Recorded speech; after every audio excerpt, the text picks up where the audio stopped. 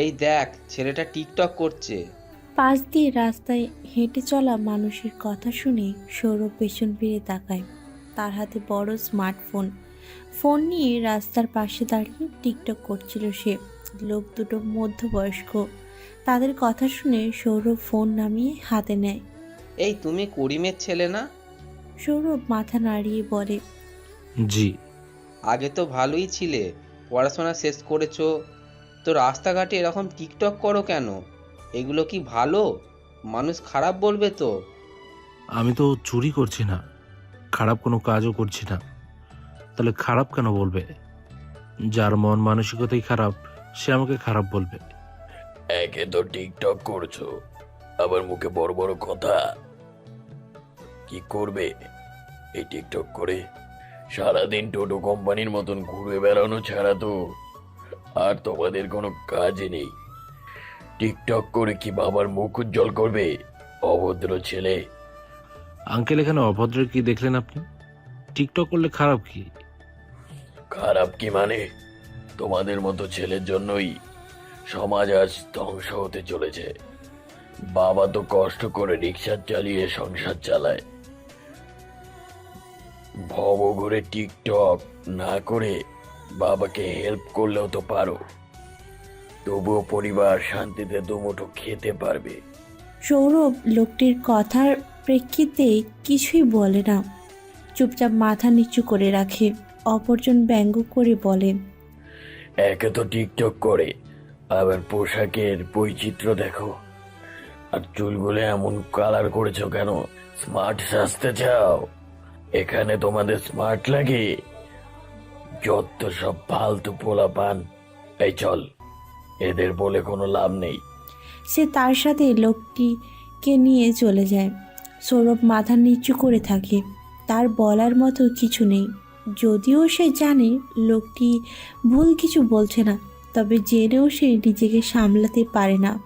তার সবচেয়ে বড় স্বপ্ন সে একদিন বড় কন্টেন্ট ক্রিয়েটার হবে, সেটা যেভাবেই হোক না কেন। সৌরভ হাঁটতে শুরু করে। রাস্তার পাশ কাটিয়ে এগিয়ে যায় সামনের দিকে। সাভারের এক বস্তিতে সৌরভরা বসবাস করে। তার বাবা করিম একজন রিক্সা চালক। রিক্সা চালিয়ে সে পরিবারের খরচ বহন করে। অপরদিকে সৌরভের মা রাহেলা খাতুন। সে কোনো কাজ করে না, আগে মানুষের বাড়িতে কাজ করত। এখন বছর খানেক ধরে অসুস্থ হওয়ায় আর কারো বাড়ি কাজ করতে পারে না সে। সে ঠিকমতো ঘরের কাজগুলো করতেও অক্ষম। উঠতে বসতেই হাঁপানি উঠে যায়।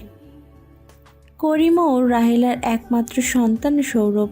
করিম গরিব হলেও ছেলেকে নিয়ে তার অনেক স্বপ্ন। তার স্বপ্ন সৌরভ একদিন বড় হবে। করিম তাকে পড়াশুনো করিয়ে ডাক্তার তৈরি করবে। এর পেছনেও একটা কষ্টের কারণ আছে। সৌরভ যখন 3 বছরের শিশু, তখন করিমের সংসার আলো করে জন্ম নেয় তার দ্বিতীয় সন্তান, ছোট্ট ফুটফুটে একটা মেয়ে শিশু।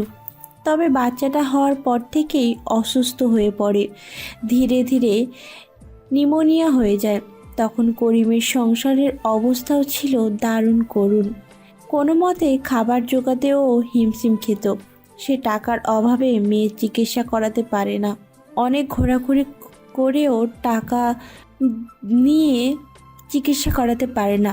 চিকিৎসা বিনে মেয়েটা একসময় তাদের ছেড়ে চিরতরে হারিয়ে যায়।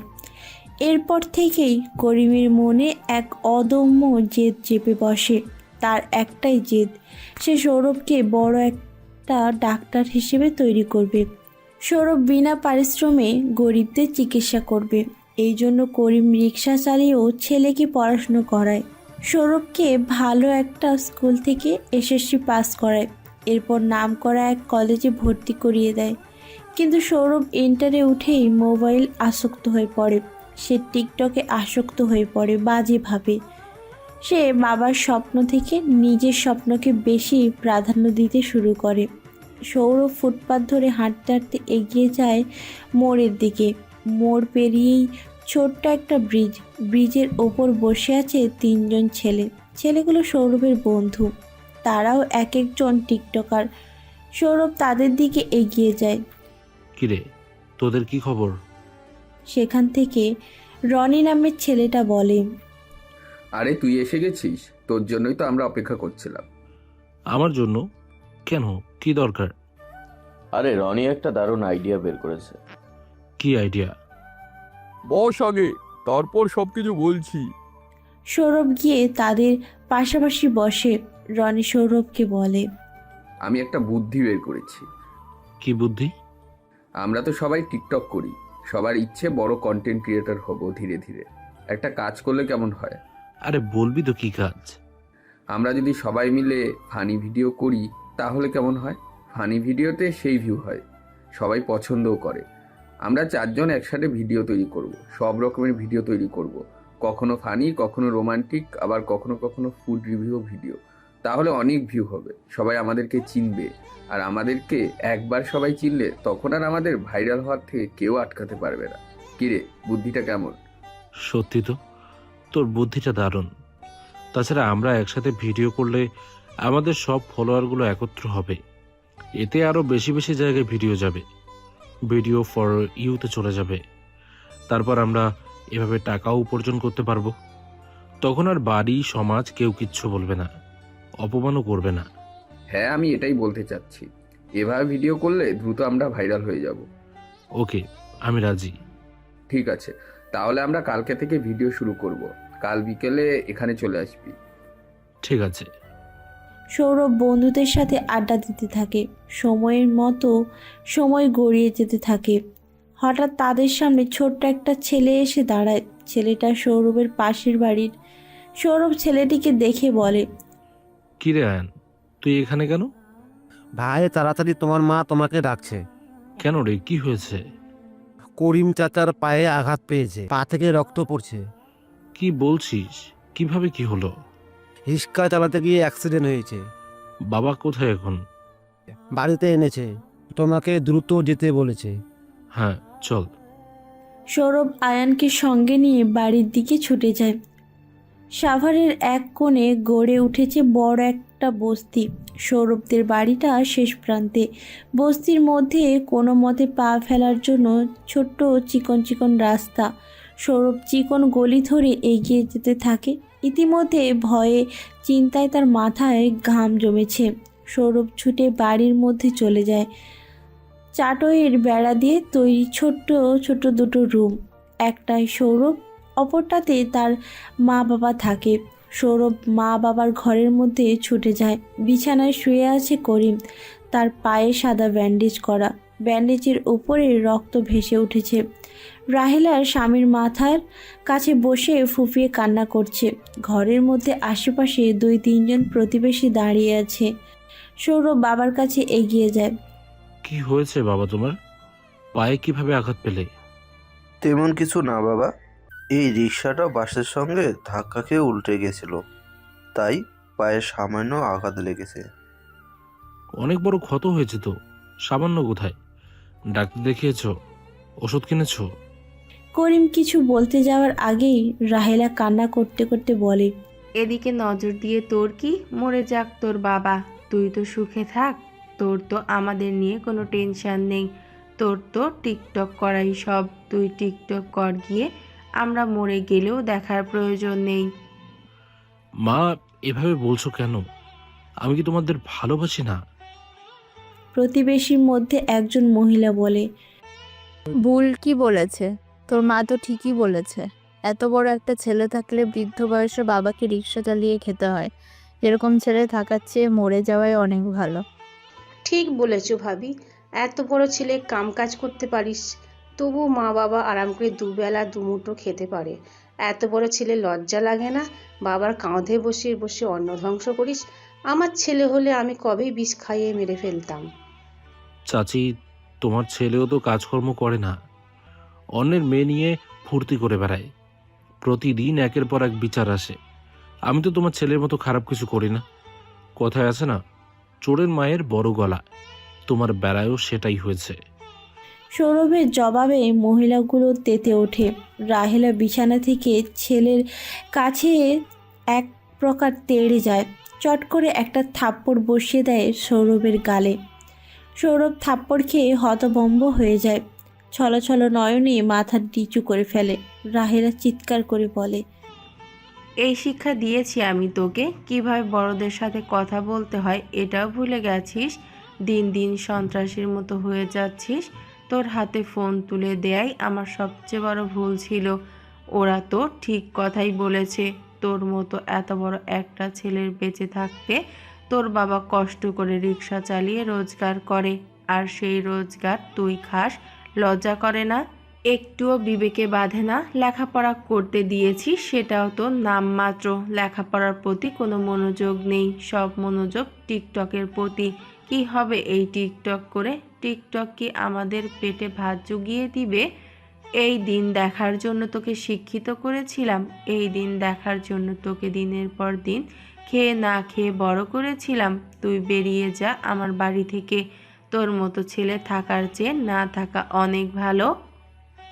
রাহেলার কান্না করে কথাগুলো বলতে থাকে। করিম বারবার রাহেলাকে মানা করলেও রাহেলা চুপ হয় না। আহা এলা, কি শুরু করলে তুমি? ছেলেটাকে এভাবে বকাঝকা করছো কেন? ছোট আছে তাই এমন করছে, বড় হলে সব ঠিক হয়ে যাবে। আর বকো না তো। কেন বকবো না? ও কিসের ছোট? ওকে ছোট বলে না। এত বড় ছেলে তোমার কাছে ছোট মনে হচ্ছে? দিন দিন ও যা নয় তা করে চলেছে। ওর জন্য মানুষের কাছেও সম্মান পাই না। সবাই বলে, এই দেখো টিকটকারের মা যাচ্ছে। গরিবের আবার ফুটানি, নিজেরাই খেতে পারে না, আবার ছেলেকে টিকটক করতে দিয়েছে। ওর জন্য কোথাও মুখ পাই না। এত বড় ছেলে থাকতে আমাদের কেন কষ্ট করতে হবে? পড়াশোনার পাশাপাশি সংসারের হাল ধরলে কি পারে না? এত বড় ছেলের একটুও কি বিবেক নেই? ও কি দেখে না বাবা কষ্ট করে কিভাবে সংসারটা চালাচ্ছে? ও কি দেখে না সংসারে কি বেহাল দশা? ওর মতো ছেলে থেকে কি হবে? তার চেয়ে বরং মরে যাওয়াও ভালো। ওর জন্য এই ঘরে আর কোনো খাবার নেই। আজ থেকে ওর খাওয়া বন্ধ। চুপ করো রাহেলা। কাজ করুক আর না করুক, ছেলে কখনো মা বাবার কাছে ভারী হয় না। আমি এখনো বেঁচে আছি, আমি থাকতে ও কেন কাজ করবে? তুমি আর ওকে বকবে না। যা বাবা, তুই ওই ঘরে যা, মন খারাপ করিস না। মা এগুলো রাগে বলছে। সৌরভে আর মাথা তুলে তাকায় না। সে মাথা নিচু করে ঘর থেকে বের হয়ে আসে। নিজের ঘরে যায় না, বাড়ির বাইরে চলে যায়। তার চোখ জোড়া ঝাপসা হয়ে আসে। সন্ধ্যা লেগে এসেছে, ধীরে ধীরে চারপাশ অন্ধকার হয়ে আসছে। সৌরভ মোড়ের অপর পাশে চলে যায় হাঁটতে হাঁটতে। এসে বসে রেল লাইনের ওপর। অনেকেই দূরে দূরে বসেছে।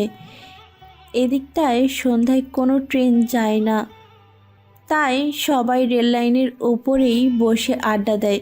সৌরভ সকলের থেকে কিছুটা দূরত্ব নিয়ে একাই বসে থাকে। তার চোখ জোড়া আকাশের তারার মাঝে মিলে রয়েছে। সে এক ধ্যানে তাকিয়ে আছে আকাশের দিকে। তার চোখ থেকে এক ফোঁটা অশ্রু গড়িয়ে পড়ে। কিছুক্ষণ পর পর হিমেল বাতাস বইছে। শীতের শুরুতে হিমশীতল বাতাস এসে শরীরে কাটা দিচ্ছে, তবুও সৌরভের কোনো হেলদোল নেই। হঠাৎ তার কাঁধে কারো হাতে এসে পড়ে। সৌরভ চৌকিতে পেছনে তাকায়। রনি হাসি হাসি মুখে এসে সৌরভের পাশে বসে। কিরে, এখানে একা একা বসে কেন? আমাকে তো বলতে পারতি, তাহলে চলে আসতাম। সৌরভ কিছুই বলে না, চুপ করে থাকে। রনি সৌরভের মুখের দিকে তাকিয়ে বলে, তোর কি হয়েছে? চোখে পানি কেন? কিছুই হয়নি, চোখে কিছু একটা পড়েছে। না না, আমার কাছে কিচ্ছু লুকোনোর চেষ্টা করবি না। আমি জানি তোর কিচ্ছু একটা হয়েছে। মন খারাপ কেন, তাড়াতাড়ি বল। সৌরভ কিছুটা মলিন মুখে তাকিয়ে থাকে দূরে। তারপর একে একে খুলে বলে সবটা। রনি তার সবচেয়ে কাছের বন্ধু। রনি সৌরভের সব কিছুই জানে। সৌরভও রনিকে মনের কথা বলে হালকা হয়। এটা নতুন নয়, এর আগেও ঘটেছে। রনি কাঁধে হালকা চাপড় দিয়ে বলে, মন খারাপ করিস না, তবে তোকে একটু পরিবারের দিকেও ভাবতে হবে। টিকটক তো আমিও করি, সব সময় টিকটকের পেছনে সময় দিই। খুব বাজেভাবে আসক্ত হয়ে গেছি, যা থেকে বের হতে পারছি না। তবে আমার আর তোর পরিস্থিতি ভিন্ন। আমি যদি কর্ম নাও করি তবুও চলবে, কিন্তু তুই তো জানিস তোর পরিবারের অবস্থা কতটা করুণ। তুই টিকটক কর, ভিডিওতে সময় দে, আমি এটা কখনোই মানা করব না। তবে এর ফাঁকে পরিবারের জন্য কিছু একটা কর, কোনো একটা রোজগার শুরু কর, মা বাবার পাশে গিয়ে দাঁড়া। আমিও চাই বাবা মায়ের পাশে দাঁড়াতে। তারা আমাকে এতটা বড় করেছে, তাদের দেখাশোনা করা আমারও দায়িত্ব। কিন্তু আমি করবোটা কি? আমার করার মতো কোনো কাজ খুঁজে পাচ্ছি না। চাকরির চেষ্টা করেছি, এখনো করছি, তবে হচ্ছে না। সবাই বলে রিক্সা চালাতে, কিন্তু আমি লজ্জায় রিক্সা চালাতে পারি না। আচ্ছা তুই বল, রিক্সা চালাতে গিয়ে তোর কি লজ্জা লাগবে না? রাস্তায় কত চেনা জানা মানুষ, তাছাড়া টিকটকেরও অনেকেই আমাকে চেনে। আমি কোনোভাবে রিক্সা চালাতে পারবো না। আমি বুঝতে পারছি তোর অবস্থা। হ্যাঁ, রিক্সা চালাটা একটু লজ্জা লাগবেই। তুই একটা কাজ কর, চাকরির চেষ্টা কর। হাল ছেড়ে দিস না বন্ধু, বিভিন্ন জায়গায় চাকরির অ্যাপ্লাই কর, কোনো না কোনো জায়গায় ঠিক হয়েই যাবে। হ্যাঁ, সেটাই করব। আরে আন্টির উপর রাগ করিস না, আন্টি অভিমান করে এগুলো বলেছে। আমি মায়ের ওপর রাগ করিনি, সে তো ঠিকই বলেছে। এত বড় ছেলে হয়ে এখনো বাবার ঘাড়ে বসে খাচ্ছি, তাদের জন্য কিছুই করতে পারছি না।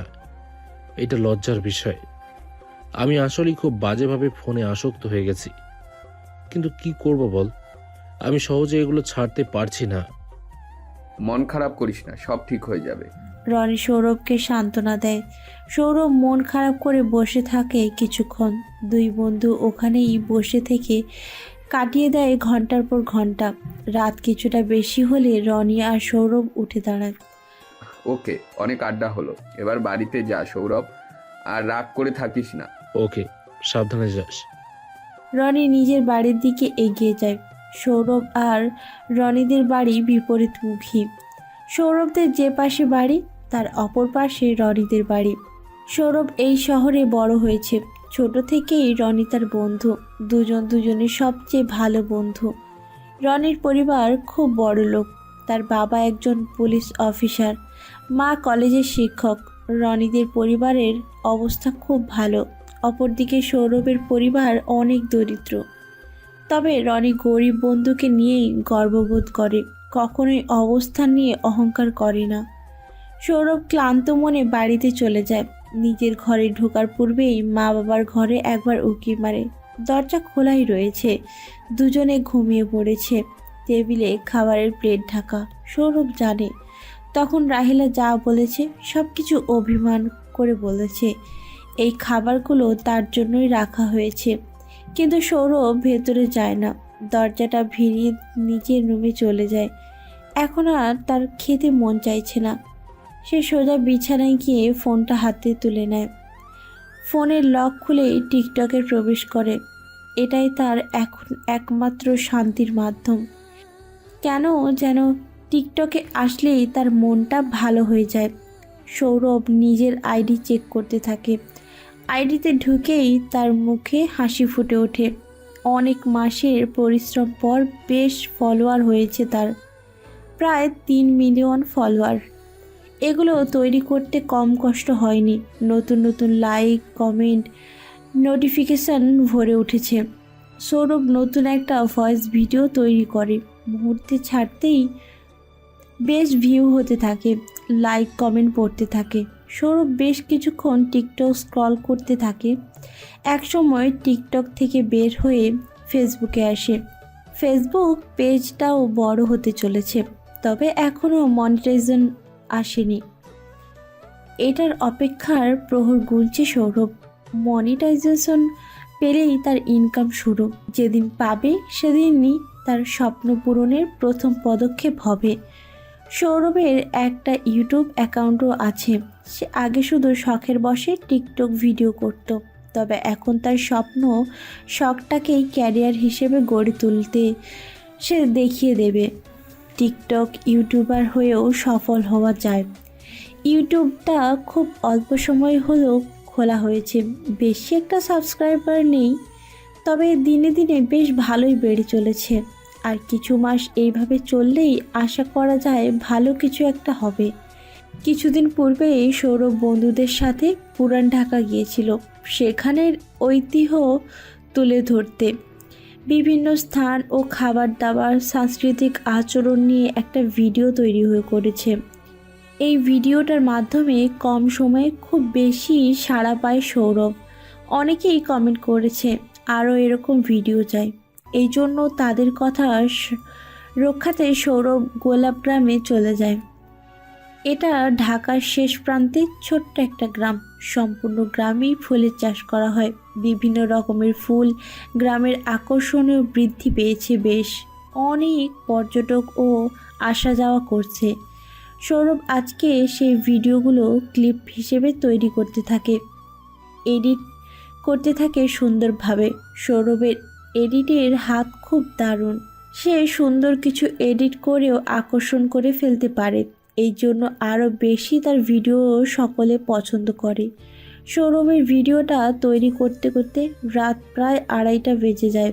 সে ভিডিও তৈরি হলে 2:30টার দিকে ইউটিউবে আপলোড করে দেয়, আর ছোট্ট ছোট্ট কিছু ক্লিপ টিকটকে আপলোড করে। আপলোড এর পরপরই নিশাচর মানুষগুলো ভিডিওতে ভিউ বৃদ্ধি করতে থাকে। সৌরভের মুখে হাসি ফুটে ওঠে। তাহলে তার মতো আরও অনেকেই রাত জেগে রয়েছে, হয়তো কেউ সুখে, নয়তো কেউ কেউ আবারও দুঃখে। হঠাৎ সৌরভের ফোনে একটা মেসেজ আসে। সৌরভ মেসেজ ওপেন করে। এত রাতে নেটে কি করছো? কল ব্যাক করো। সৌরভের মেসেজের দিকে কিছুক্ষণ তাকিয়ে থেকে দীর্ঘশ্বাস ফেলে। আইডি ডিপিতে থাকা মেয়েটার দিকে তাকিয়ে থাকে কিছুক্ষণ, তখনই আবার মেসেজ আসে। কি হলো? সৌরভ এবার কল ব্যাক করে। কিছুক্ষণ রিং বাজতে বাজতে কল রিসিভ হয়। সৌরভ কিছু বলে না, চুপচাপ থাকে। অপর পাশ থেকে একটা মেয়ে কণ্ঠ ভেসে আসে। কি হলো, কথা বলছো না কেন? বলো। এত রাতে নেটে কি করছো?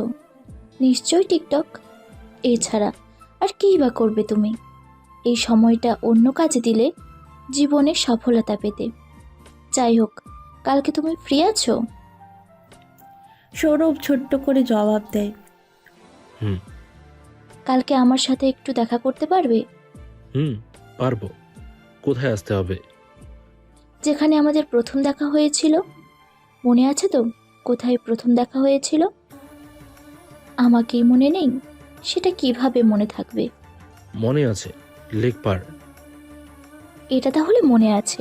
আমি ভেবেছিলাম আমার মতো এটাও ভুলে গেছো। আমি কোনোটাই ভুলিনি, আর কখনো ভুলবো না। সেটা আমাকে সময়ই বলে দিয়েছে। আচ্ছা, এগুলো বাদ থাক, কালকে দেখা হলে বলবো। ওকে। একটা কথা রাখবে আমার? বলো। অনেকদিন পর দেখা, প্লিজ কাল একটু সময় করে এসো। বাকি দিনের মতো অপেক্ষা করিও না। ওকে, বাই। বাই। সৌরভের কথা শেষ করতেই অপর পাশ থেকে খট করে কলটা কেটে দেয়। সৌরভ ফোনের স্ক্রিনের দিকে কিছুক্ষণ তাকিয়ে থাকে। মেয়েটার নাম মাইসা। ফুলবাড়িয়ায় তাদের বাড়ি। বড়লোক বাবার একমাত্র মেয়ে। তাদের প্রথম দেখা হয়েছিল অনাকাঙ্ক্ষিতভাবে। তখন সৌরভ নতুন নতুন টিকটক শুরু করেছে। লেক পার গিয়েছিল রিভিউ ভিডিও করতে। সেখানেই মাইশের সাথে দেখা। এরপর অনাকাঙ্ক্ষিতভাবে পরিচয়। প্রথমে বন্ধুত্ব, তারপর ভালোবাসা। মাইশা জানে সৌরভ বস্তিতে থাকে, তবুও সে সৌরভকে অসম্ভব ভালোবাসে। সৌরভ নিজেও মাইশাকে অনেক ভালোবাসে। তাদের সম্পর্ক প্রায় 2 বছর। কিছুদিন আগেই তাদের ছোট্ট একটা ঝামেলা হয়। এরপর থেকে মাসখানেক দুজনের মধ্যে যোগাযোগ বন্ধ রয়েছে। সৌরভ প্রথমে চেষ্টা করেছে যোগাযোগ করার, তবে মাইশা যোগাযোগ রাখেনি। আজকে সে নিজেই হঠাৎ ফোন করলো। সে জানে না কাল তার জন্য কি অপেক্ষা করছে, কি হতে চলেছে কাল তার জীবনে। সৌরভ এসব ভাবতে ভাবতেই ঘুমে তলিয়ে যায়। কখন যে চোখ দুটো লেগে এসেছে সে জানে না। তার ঘুম ভাঙে সকালে মায়ের ডাকে। সৌরভ ধরফড়িয়ে উঠে বসে। ফোন হাতে নিয়ে দেখে সকাল 8টা বেজে গেছে। সৌরভ দ্রুত ফ্রেশ হয়ে রুমে আসে। তখনই রাহিলার ডাক পড়ে। সৌরভ, সৌরভ। আসছি মা। সৌরভ মা বাবার ঘরে ঢোকে। করিম বিছানায় শুয়ে আছে। তার পায়ের ক্ষত সারতে কিছুদিন লেগে যাবে। রাহিলা মেঝেতে মাদুর বিছিয়ে খাবার নিয়ে বসেছে। কালকে খাবার বেড়ে রেখেছিলাম, খাসনি কেন? খিদা লাগছিল না। খিদা লাগছিল না নাকি আমি বলেছি তাই রাগ করে? না মা, আমি তোমার কথায় রাগ করিনি। তুমি তো যা বলেছ সত্যি বলেছ। আমার আসলেই কিছু একটা করা উচিত। তাহলে বুঝেছিস, এতদিনে কিছু একটা করার চেষ্টা কর বাবা। তোর বাবাও এখন কিছুদিন ঘরে পড়ে থাকবে। এভাবে চলতে থাকলে আমরা চলবো কিভাবে, খাবো কি? আমি চাকরির চেষ্টা করছি, তাছাড়াও আমি দেখছি কি করা যায়। তুমি চিন্তা করো না। কিছু একটা অন্তত কর। রাহেলার কথা বলতে বলতে সৌরভকে খাবার বেড়ে দেয়। সৌরভ খাবার তুলে খেতে থাকে। আমি তোকে একটা কথা বলবো, রাখবি? কেন নয়, বলো তুমি কি বলবে। তুই টিকটক করা বাদ দে। টিকটক করা ভালো না। কি হবে টিকটক করে? মানুষেও খারাপ বলে। সৌরভের মায়ের কথার জবাবে কিছুই বলে না, চুপচাপ মাথা নিচু করে রাখে। রাহেলা আবার বলে, কি হলো, আমার কথাটা রাখবি? সৌরভ কিছুক্ষণ চুপ করে থাকে, তারপর শান্ত কণ্ঠে বলে, সরি মা, তোমার সব কথা রাখলেও এটা রাখতে পারবো না। আমি চাকরির ব্যবস্থা করছি, তবে টিকটক করা আমার একটা শখ, স্বপ্ন। এটা আমি কিছুতেই ছাড়তে পারবো না। সৌরভের কথায় রাহেলা আবারও রেগে যায়। খিটখিটে কণ্ঠে বলে, টিকটক করে তোর লাভটা কি? এর পেছনে ছুটে নিজের জীবনটা কেন নষ্ট করছিস? আর এই টিকটক করা ছাড়া তোর কি যোগ্যতা আছে? যে মানুষ তোকে চাকরি দেবে সবাই জানে তুই একটা ভবঘুরে ছেলে। এই টিকটককে এতটা ব্যাহত সময় নষ্ট করে জীবনেও তোকে কেউ চাকরি দেবে না, আর না কেউ কখনো তোকে ভালো বলবে। তোর কার্যকলাপের জন্য আমরা শান্তিতে থাকতে পারছি না। প্রতিদিন শত শত অপমান সহ্য করতে হচ্ছে। অনেক হয়েছে, দয়া করে এবার আমাদের একটু শান্তি দে। দয়া করে আমাদেরকে রেহাই দে। হয়তো টিকটক ছাড়, নয়তো আমাদেরকে ছাড়। সৌরভ মায়ের কথায় ভীষণ ব্যথিত হয়। চোখজোড়া ঝাপসা হয়ে আসে, আর মুখে খাবার তুলতে পারে না। শুধু কান্না মিশ্রিত কণ্ঠে বলে, সবাই আমাকে এত ঘেন্না কেন করছো? আমি টিকটক করে কি এমন ক্ষতি করেছি? আমি তো কারো কোনো ক্ষতি করছি না, বরং মানুষকে আনন্দ দিচ্ছি। তোকে কেন মানুষকে আনন্দ দিতে হবে? তুই কি জোকার? এত ভাইরাল হওয়ার স্বপ্ন তোর? পেটে যদি ভাত না থাকে তাহলে এত ভাইরাল হয়ে কি করবি? একটা কথা মনে রাখিস, যার যত নাম তার তত বদনাম। করিম বিছানায় থেকে সৌরভকে বলে, তোর মা ঠিক বলছে বাবা, একটু ঠান্ডা মাথায় চিন্তা করে দেখো, একটা কর্মজীবন বেছে নিলে তুই কতটা জয়ী হবি। আর দিনের পর দিন এভাবে ভিডিওর পিছনে সময় কাটালে মানে তোর জীবনটাই ধ্বংস করে ফেললা। আমি বলছি না তুই এটা একদম বাদ দিয়ে দে, সকলের জীবনেই বিনোদনের প্রয়োজন, তবে তুই যেটা কাজের পাশাপাশি কর। আগে জীবন, পরে বিনোদন। তুই হয়তো বুঝতে পারছিস না, তবে আমরা বুঝি। তুই এত টিকটকের নেশায় অনেক চেঞ্জ হয়ে গেছিস। তুই নিজেই দেখ শরীরের কি অবস্থা হয়েছে। তাছাড়া তোর চালচলনের, কথাবার্তার মাঝে অনেক পরিবর্তন এসেছে। মানুষ এখন তোকে বোকাটে হিসাবে চেনে। বোকাটে ছেলেদের সাথে ঘুরে ঘুরে এখন তুইও বোকাটে হয়ে গেছিস। সবাই তোকে খারাপ হিসাবে চেনে, অন্যরকম নজরে দেখে। সব কিছু মিলে ধীরে ধীরে খুব খারাপের দিকে এগিয়ে যাচ্ছিস তুই। একবার অন্তত ওইসব থেকে বের হয়ে আয়। সৌরভ সব কিছুই মনোযোগ দিয়ে শোনে, তারপর শান্ত কণ্ঠে বাবাকে বুঝিয়ে বলে, বাবা, আমি বুঝতে পারছি তোমাদের কথা, কিন্তু আমার দিকটাও একটু ভেবে দেখো। আমি তো কোনো অন্যায় করছি না। আমার স্বপ্ন, আমি একদিন বড় কন্টেন্ট ক্রিয়েটর হব। তাছাড়া এভাবে টাকা উপার্জন করা যায়। আমি তো খারাপ কিছু করছি না। সবাই আমাকে চিনবে, সবাই আমার ভিডিও দেখবে, এখানে খারাপের কি আছে? সমাজের মানুষ চাই বলুক, এতে আমার কিছুই যায় আসে না। শুধু তোমরা আমাকে ভুল বোঝো না। আমার যাই হয়ে যাক না কেন, ভিডিও করা ছাড়তে পারবো না। তাহলে তোর শেষ কথা এটাই, তুই ভিডিও করা ছাড়বি না? না। সৌরভ কথা শেষ করার আগেই রাহেলা তার গলার শক্তপোক্ত হাতে একটা থাপ্পড় বসিয়ে দেয়। তুই তাহলে আজকে থেকে আমাকে আর মা বলে ডাকবি না। আজ থেকে আমি তোর কেউ নই। তোর জন্য আমি সমাজে এত চাপ সহ্য করতে পারবো না। মানুষের কাছে নিচু হতে পারবো না। তোর এই বখাটে চালচলনের জন্য কথা শুনতে হয় আমাকে। আমি আর এসব শুনবো না। আজ থেকে ভেবে নিবি তোর আর কোনো মা নেই, তোর মা মরে গেছে। রাহিলার কথা শেষ করে কাঁদতে কাঁদতে বাইরে চলে যায়। সৌরভ থাপ্পড় খেয়ে হতভম্ব হয়ে যায়। তার চোখ জোড়া থেকে টপ টপ করে অশ্রু গড়িয়ে পড়তে থাকে। মায়ের কথায় কষ্ট পাস না, তবে একটু একান্ত ভেবে দেখিস। তোর মা যা বলছে তোর ভালোর জন্যই বলেছে। এইবার এই আসক্তি থেকে বের হয়ে আয়। সৌরভ বাবার কথায় জবাব দেয় না। বসা থেকে উঠে ঘরের বাইরে বের হয়ে আসে, যে দেখিয়ে চলে যায়। করিম ছেলের যাওয়ার দিকে তাকিয়ে দীর্ঘশ্বাস ফেলে। সৌরভ রাস্তার পাশ দিয়ে হেঁটে এগিয়ে যেতে থাকে। পাড়ার মোড়ে আসতেই সামনে দেখে কিছু সিনিয়র ভাই বসে আড্ডা দিচ্ছে। তাদের সাথে সৌরভের তেমন একটা ভালো সম্পর্ক নয়। সৌরভ না দেখার ভান করে তাদের পাশ কাটিয়ে চলে যেতে চায়। তখনই তাদের মধ্যে একজন বলে ওঠে, এই দেখ আমাদের পাড়ার টিকটকার। কি রে, মুখ লুকিয়ে পালাচ্ছিস কেন? সৌরভ কিছুই বলে না। তাদের মধ্যে আরেকজন বলে ওঠে, আরে ওইসব টিকটক ছাপড়িদের কথা বাদ দে। টিকটক করে কারা? যাদের কর্মকাজ নেই। বস্তির ছাপড়ি পোলাপানরা টিকটক করে। তা ঠিক বলেছিস, টিকটকার মানেই তো প্রতিবন্ধী। প্রতিবন্ধী আবার কাজ পাবে কিভাবে? আমাদের এলাকায় এসব ছাপড়িদের দখলে চলে যাচ্ছে। এইসব আটকানোর প্রয়োজন।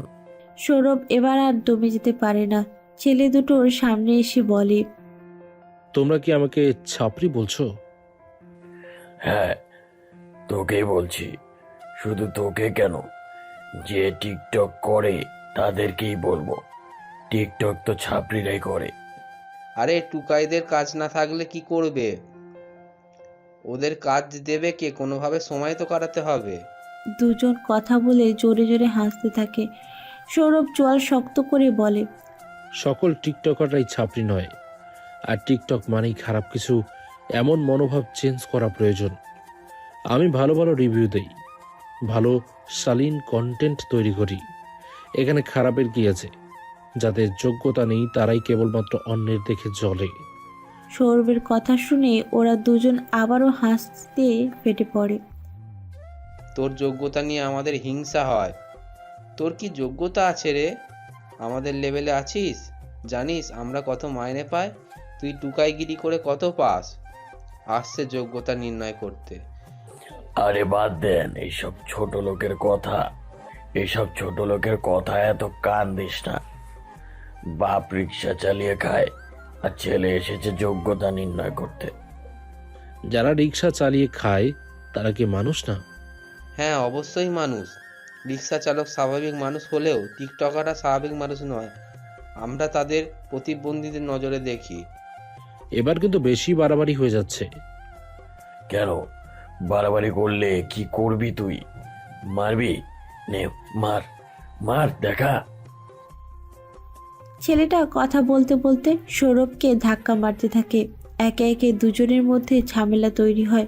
আশেপাশের লোকজন জড়ো হতে থাকে। ছেলে দুইটা মিলে সৌরভকে বিভিন্নভাবে শাসাতে থাকে। তারা সৌরভকে ধমকাধমকি করতে থাকে। তোমরা আমার শরীরে হাত দেবে না, নয়তো কিন্তু ভালো হবে না। কি করবি কর না, আমরাও দেখছি। ছেলেটা সৌরভকে আবারও ধাক্কা মারে। সৌরভ এবার রাগ সামলাতে পারে না। ছেলেটা নাকে একটা ঘুষি লাগিয়ে দেয়। ছেলেটা নাক চেপে ধরে।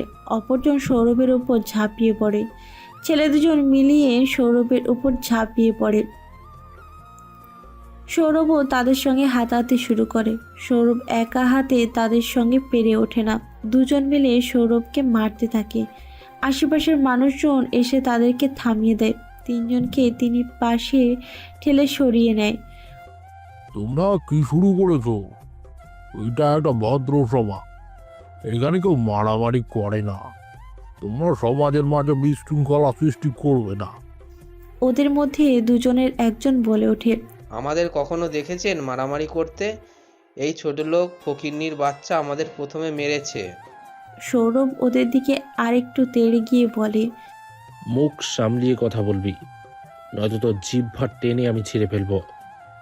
দেখছেন দেখছেন, আপনার সামনেই কেমন করছে।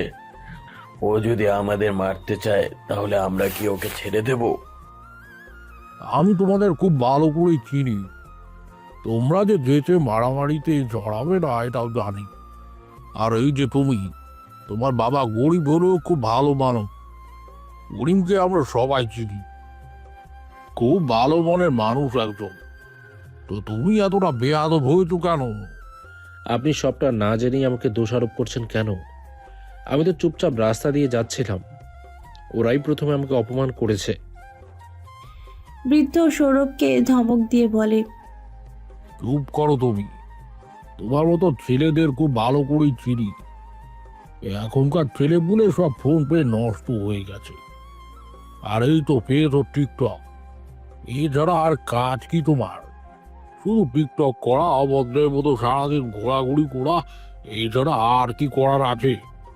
অসভ্য ছেলে। আমি টিকটক করি, চুরি নয়। আর টিকটক খারাপ হলেও নিশ্চয়ই আমার জন্য আপনার কোনো ক্ষতি হচ্ছে না। সো আমাকে এভাবে বলার আপনার কোনো রাইট নেই। বৃদ্ধের পাশে অনেক লোক জমেছে। সবাই সৌরভকে বিভিন্নভাবে কথা শুনিয়ে চলেছে। যে যা মুখে আসছে তাই বলছে। একজন মুরব্বী ধমক দিয়ে বলে, একে তো সমাজের মাঝে বিশৃঙ্খলা সৃষ্টি করছে, আবার বড় বড় কথা। তোমাদের মতন ব্যাকডেটেড ছেলেদের জন্য সমাজের বাচ্চাগুলো নষ্টের মধ্যে পড়ে যাবে। তোমাদের দেখে তারাও এইসব সন্ত্রাসীমূলক কাজকর্ম শিখবে।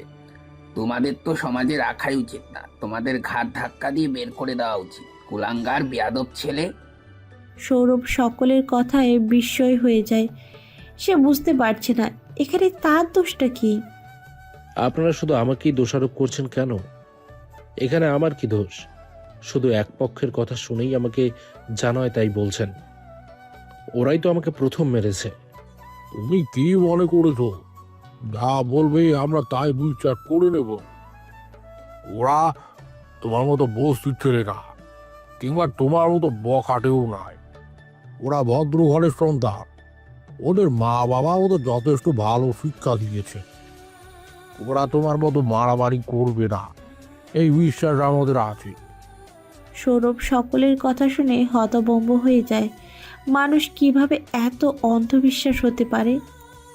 আপনারা সকলে আমার উপর এত রেগে কেন? কি দোষ করেছি আমি? আমি কি কখনো আপনাদের সাথে খারাপ আচরণ করেছি? তোমার চলাফেরা বখাটেদের আচরণের জন্যই আমরা তোমাকে পছন্দ করি না। তাছাড়াও তোমাকে দেখলেই তোমার চালচলনের একটা অসভ্য অশুভ ভাব মনে হয়। আর তোমাকেই বা কি বলবো, বস্তির ছেলে, এর চেয়ে আর কি বা হবে? লোকটির কথায় সৌরভ মনে ব্যথা পায়। লোকটি আবার বলে, বস্তির ছেলে বস্তির মতোই থাকবে, স্থানীয়দের সঙ্গে লাগতে এসো না, নয়তো ভাগ্য খারাপ আছে। তখন ঘাট ধাক্কা দিয়েই শহর থেকে তাড়িয়ে দেব।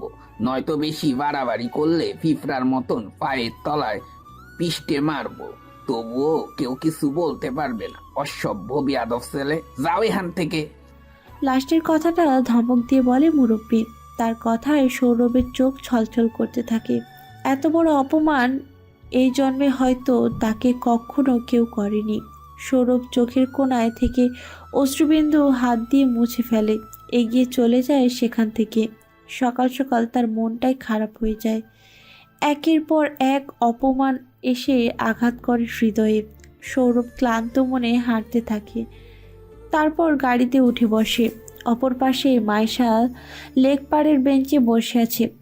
সে অনেকক্ষণ আগে থেকেই অপেক্ষা করছে সৌরভের জন্য, কিন্তু এদিকে এখনও সৌরভের কোনো দেখা পাওয়া খবর নেই। মাইশা অধৈর্য হয়ে অপেক্ষা করতে থাকে সৌরভের জন্য। প্রায় আধা ঘন্টা পর সৌরভের দেখা মেলে। মাইশা অতৃপ্ত নয়নে তাকায় সৌরভের দিকে। সৌরভ মাথা নিচু করে এগিয়ে আসছে রাস্তা ধরে। আগের চেয়ে এখন অনেকটা শরীরের অবনতি হয়েছে। শরীরে অপরিষ্কার ঢিলা শার্ট, মাথায় ঝাঁকড়া চুলগুলো উস্কো খুস্কো হয়ে রয়েছে, মুখটা মলিন। মাইশার বড্ড মায়া হয় তাকে দেখে। এই মায়ের জন্যই তো সে এখনও সৌরভকে ছেড়ে যেতে পারল না। মাইশা সৌরভের দিকে তাকিয়ে থাকে। সৌরভ মাথা উঁচু করে মাইশার চোখে তার চোখ পড়ে। দুজন চোখাচোখি হয়। সৌরভ থতমত খেয়ে যায়। এক মুহূর্ত তাকিয়ে চোখ সরিয়ে ফেলে। আবার পুনরায় মাথা নিচু করে ফেলে। মাইশা চোখে চোখ রেখে তাকানোর মতো শক্তি কিংবা মুখ তার নেই, তবে মাইশা একদিনে তার দিকে তাকিয়ে থাকে। সৌরভ আর দ্বিতীয়বার মাইশার দিকে তাকানোর সাহস পায় না। মাইশা বেঞ্চের এক কর্নারে বসে আছে, সৌরভ গিয়ে তার অপর কর্নারে বসে। কেউ কারোর সঙ্গে কথা বলে না, দুজনই চুপচাপ হয়ে থাকে। কিছু সময় তাদের নীরবেই কেটে যায়। তারপর সৌরভী প্রথম কথা শুরু করে, গলা খাকারি দিয়ে বলে, আমাকে কেন ডেকেছো? বলো কি বলতে চাও। কেন, কারণ ছাড়া কি তোমাকে ডাকা যাবে না? তোমার সাথে কথা বলতে হলে কি শুধু কারণই লাগবে? আমি সেটা বোঝাইনি। তুমি বলেছিলে কিছু একটা বলবে, এই জন্যই জিজ্ঞেস করেছি। মাইশা সৌরভের কথার জবাবে কিছুই বলে না। আবারও দুজনের মধ্যে কিছুক্ষণ নীরবতা নেমে আসে। দুজনেই চুপ হয়ে থাকে। কিছুক্ষণ পর মাইশা নড়ে চড়ে বসে, সৌরভের দিকে প্রশ্নবিদ্ধ চোখে তাকিয়ে বলে, আমাদের সম্পর্কটা নিয়ে কতদূর ভাবলে? সৌরভ মাইশার প্রশ্ন শুনে তার দিকে চোখ তুলে তাকায়। কিছু ভাবিনি। তাহলে কি এইভাবেই সম্পর্কটা ঝুলে থাকবে, নাকি তুমি চাইছো আমাদের সম্পর্কটা ভেঙে যাক? আমি কখনোই এটা বলিনি। মুখে না বললেও কাজে তো সেটাই বুঝিয়ে দিচ্ছ। তুমি যদি সত্যিই আমাকে ভালোবাসতে, তাহলে নিশ্চয়ই কোনো একটি উপায় বের করতে। মাইশা, তুমি আমার পরিস্থিতি সম্পর্কে খুব ভালো করেই জানো। তাছাড়া আমি কম চেষ্টা করিনি। তবুও যদি কোনো চাকরি না পাই তাহলে আমি কি করব? আমি নিরুপায়। তুমি নিরুপায় না, তুমি এটা ইচ্ছাকৃতভাবে করছো। তুমি তো এটাই চাইছো আমি যেন তোমার জীবন থেকে চলে যাই। এতেই তো তুমি খুশি। তুমি তো কখনো আমায় ভালোই বাসোনি। তুমি কেন বোঝার চেষ্টা করছো না? আমি আমার সবটুকু দিয়ে চেষ্টা করেছি, ইভেন এখনো চেষ্টা করছি। একবার চেষ্টা করে দ্বিতীয়বার টিকটক নিয়ে ব্যস্ত হয়ে রয়েছো, এটাই তোমার চেষ্টা। এর মধ্যে টিকটক কেন টানছো? তাছাড়া তুমি আমার পরিস্থিতি দেখেই আমাকে ভালোবেসেছো। এখন হুট করে বললেই তো আর বড়লোক হওয়া যায় না। আমি তোমাকে বড়লোক হতে বলিনি, আমি শুধু বলেছি তুমি একটা চাকরি জোগাড় করো। হ্যাঁ, এটা ঠিক, আমি তোমার পরিস্থিতি দেখেই তোমার প্রেমে পড়েছি। এটা নিয়ে আমি কোনো আফসোস করি না। ইভেন আমার শুধু তোমাকে চাই।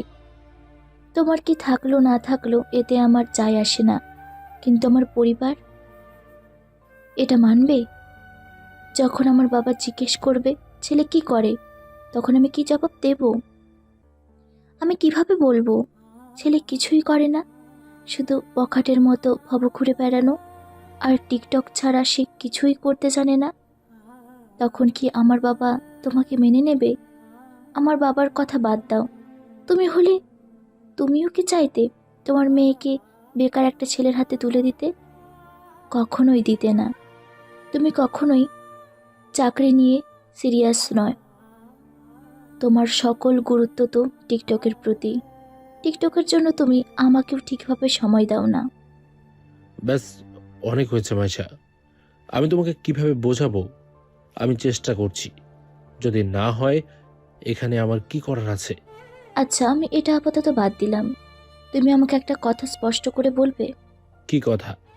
তোমার কাছে আমি গুরুত্বপূর্ণ নাকি টিকটক বেশি গুরুত্বপূর্ণ? এটা কেমন প্রশ্ন মাইশা? আমার কাছে দুটোই গুরুত্বপূর্ণ। তুমি যেমন আমার কাছে গুরুত্বপূর্ণ, তোমাকে ছাড়া আমি বাঁচবো না, তেমন টিকটকও আমার কাছে একটা বড় স্বপ্ন। সেটা ছাড়া আমি বেঁচে থাকলেও সুখে থাকবো না। তার মানে তুমি টিকটক ছাড়বে না? এখানে ছাড়ার কথা কোথায় থেকে আসছে? তুমি নিজেকে টিকটকের সাথে কেন মেলাচ্ছ? তুমি আমার কাছে সবসময় গুরুত্বপূর্ণ মাইশা। আমি তোমাকে অনেক ভালোবাসি, নিজের থেকেও বেশি। তাহলে তুমি টিকটক করা ছেড়ে দাও। কি লাভ তোমার এসব করে? এই একমাত্র টিকটকের জন্য সবাই তোমাকে বখাটে খারাপ ছেলে বলে। তুমি প্লিজ এটা ছেড়ে দাও। টিকটকের জন্য তোমার ভবিষ্যৎ নষ্ট হচ্ছে। কে কি বললো না বললো এতে আমার কোনো যায় আসে না। তার মানে তুমি সত্যি টিকটক ছাড়তে পারবে না? সৌরভ সোজাসুজি জবাব দেয়, না। আমি তোমাকে শেষবারের মতো বলছি সৌরভ, তুমি টিকটক ছাড়বে কিনা বলো। তুমি টিকটককে আসক্ত থাকলে কখনোই সফলতা অর্জন করতে পারবে না। তোমার জীবনে যে কোনো একটা থাকবে, হয় টিকটক নয়তো আমি। বলো তুমি কোনটা বেছে নিতে চাও? মাইসার প্রশ্নের জবাব দ্রুত দিতে পারে না সৌরভ। সে অস্বস্তিতে পড়ে যায়। দুটোই তার জীবনের জন্য গুরুত্বপূর্ণ। একটা ছেড়ে আরেকটা বেছে নিতে সে কিছুতেই পারবে না।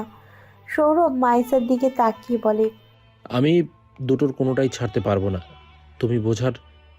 সৌরভের কথা শেষ করতে দেয় না, থামিয়ে দিয়ে নিজেই বলে, থাক, আর কিছু বলতে হবে না তোমাকে। আমি তোমার থেকে দূরে সরে গেলাম। যেদিন তুমি চাকরি জোগাড় করতে পারবে সেই দিনই আমাকে পাবে। আমি আর টিকটক সম্পর্কে তোমার কিছুই বলবো না। শুধু এতটুকু বলবো, আজ থেকে আমাদের আর কোনো সম্পর্ক নেই। তুমি নিজের হাতেই সম্পর্কটা শেষ করে দিলে। যেদিন চাকরি পাবে বা সফল হতে পারবে, একমাত্র সেই দিনই তুমি আমাকে তোমার পাশে পাবে। এতে যদি তুমি আমাকে স্বার্থপর লোভী ভাবো, তবুও আমার কোনো কিছুই করার নেই। তবে এটাই আমার শেষ কথা, আজ থেকে আমাদের আর কোনো সম্পর্ক নেই। মাইসা কথা শেষ করেই বসা থেকে উঠে দাঁড়ায়। হাতে পার্স ব্যাগটা তুলে নিয়ে পেছনে ফিরে হাঁটতে থাকে। সৌরভ বার কয়েক মাইসাকে ডাকলেও মাইসা আর পেছনে ফিরে তাকায় না। সে বাইরে চলে যায়। সৌরভ অসহায় হয়ে বসে থাকে বেঞ্চের এক কোণে। আজকে দিনটা তার জন্য অশুভ হয়ে ধরা দিয়েছে। একটা দিনেই কত শত মানুষকে হারিয়ে ফেলছে সে, কত শত অভিমান, কষ্ট, অপমান সহ্য করেছে। সবাই শুধু সৌরভকে ভেঙে দিতেই প্রস্তুত, কেউ তাকে বোঝার চেষ্টা করছে না। সৌরভের চোখ জোড়া জলে টইটম্বুর হয়ে যায়, যেন একটু পরেই চোখ উপচে ঝরঝর করে বৃষ্টির মতো অশ্রু ঝরবে। সৌরভ দীর্ঘশ্বাস ফেলে। এছাড়া এখন আর তার কিছু করার নেই। সৌরভের বেশ কিছু ঘন্টা কেটে যায় এভাবেই বসে থেকে। দুপুর গড়িয়ে ধীরে ধীরে বিকেল হয়ে যায়। সূর্যের তেজ আস্তে আস্তে কমতে থাকে। সারাদিন সৌরভ না খেয়ে থাকায় ক্লান্ত হয়ে পড়ে, যেন শরীরের বিন্দুমাত্র শক্তি নেই। পেটের মধ্যে খিদের যন্ত্রণা বাড়ছে। সে ক্লান্ত নিবিড় শরীরটা টেনে তোলে। ক্লান্ত টলমল পায়ে হাঁটতে হাঁটতে বাড়িতে এসে পৌঁছায়। বাড়ি এসেই সরাসরি নিজের ঘরে ঢুকে পড়ে। করিম ছেলের অস্তিত্ব টের পেয়ে গলা খাকারি দিয়ে বলে, সৌরভ এসেছিস? হ্যাঁ বাবা। এতক্ষণ কোথায় ছিলি? সেই কোন সকালে বাড়ি থেকে বের হয়েছিস? বাইরেই ছিলাম। সারাদিন তো পেটে কিছুই পড়েনি, খিদে লেগেছে বোধ হয় অনেক। দেখ, তোর ঘরে খাবার রাখা আছে, আর রাগ করে থাকিস না, খাবারটা খেয়ে নে। সৌরভ বাবার কথার প্রেক্ষিতে কিছুই বলে না। টলমলে চোখে টেবিলে তাকায়। টেবিলে খাবারের প্লেট ঢেকে রাখা। সৌরভ সেদিকে তাকিয়ে সামান্য হাসে, তবে খাবার হাতে ছুঁয়েও দেখে না। ক্লান্ত শরীরটা নিয়ে বিছানায় গা এলিয়ে দেয়। বিছানায় শুয়ে পড়তেই চোখ জোড়া লেগে আছে। সে মুহূর্তেই ঘুমের মধ্যে হারিয়ে যায়। বিকেল পেরিয়ে যাচ্ছে। মোড়ের উপরে দাঁড়িয়ে আছে রনি, আকাশ ও নীল। তিনজন অপেক্ষা করছে সৌরভের জন্য, তবে এদিকে সৌরভের কোনো দেখা নেই। আমার মনে হয় সৌরভ আসবে না। আমারও তাই মনে হচ্ছে, হয়তো বাড়িতে কোনো দরকার পড়ে গেছে। বলছিল তো আসবে, কিন্তু আসছে না কেন বুঝি না। চল, নয়তো আমরাই যাই। তা আসবে না, আসলে এতক্ষণে চলেই আসতো। হ্যাঁ চল, আমরাই যাই। রনি, আকাশ আর নীল তিনজন মিলেই সামনের দিকে হাঁটতে থাকে। সৌরভ যেহেতু আসছে না, তাই আজকের জন্য তারা তিনজনেই ব্লগ করবে বলে সিদ্ধান্ত নেয়। তবে ব্লগ করতে হলে প্রথম সুন্দর জায়গা নির্ধারণ করতে হবে। কোন জায়গায় ভিডিও তৈরি করবে সেটা কেউ বুঝতে পারছে না। তিনজন মিলে চিন্তাভাবনা করতে থাকে কোথায় ভিডিও তৈরি করা যায়, কারণ ব্যাকগ্রাউন্ড সুন্দর না হলে ভিডিও ভাইরাল হয় না। মূল থিমের সঙ্গে সঙ্গে ব্যাকগ্রাউন্ড নির্বাচনও গুরুত্বপূর্ণ।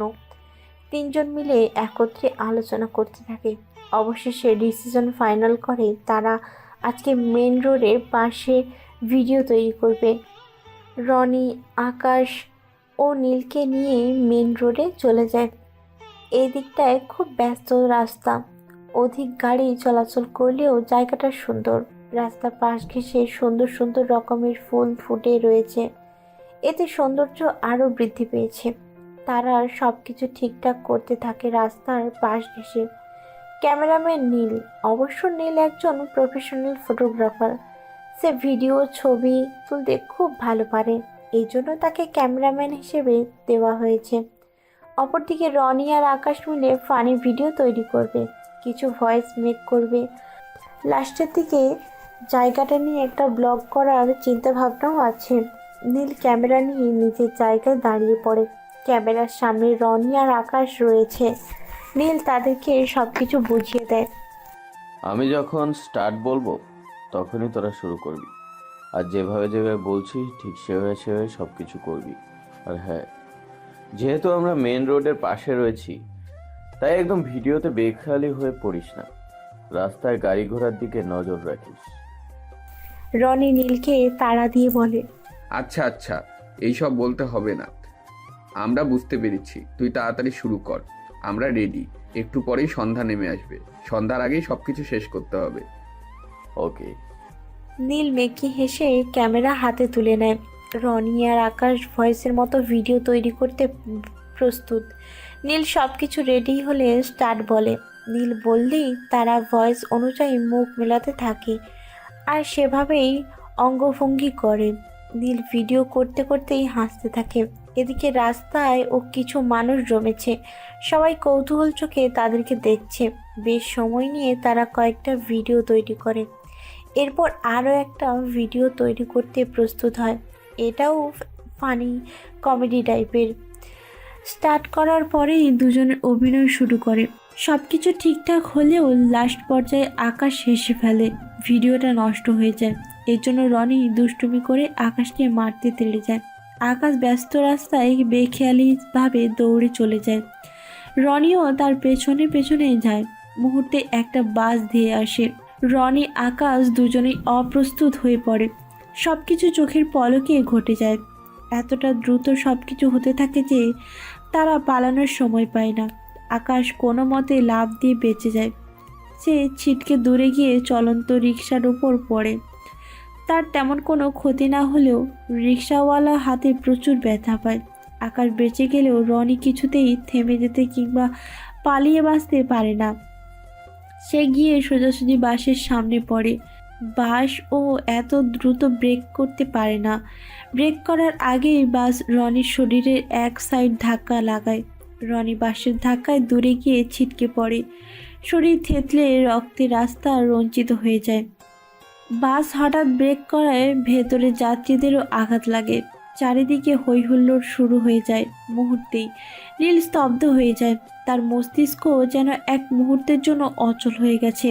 মুহূর্তেই হুঁশ ফিরতেই সে চিৎকার করে ওঠে। হাত থেকে ক্যামেরাটা রাস্তায় পড়ে থাকে। সে দৌড়ে বন্ধুর থেতলানো শরীরের কাছে যায়। বাস রনির শরীরের এক সাইডে লাগায় সঙ্গে সঙ্গে তার মৃত্যু হয়নি, তবে এক সাইড থেতলে গেছে। চামড়া ঝলসে হাতের সঙ্গে ঝুলছে। নীল চিৎকার করে বন্ধুর কাছে যায়। সে হাঁটু গেড়ে বসে রনির মাথা নিজের হাঁটুতে তুলে নেয়। অপরদিকে বাসের অপর পাশে গিয়ে আকাশ পড়েছে। সে পায়ে প্রচুর ব্যথা পেয়েছে, তবুও বন্ধুর এ অবস্থা দেখে পায়ের ব্যথা ভুলে যায়। খুঁড়িয়ে খুঁড়িয়ে দৌড়ে যায় রনির কাছে।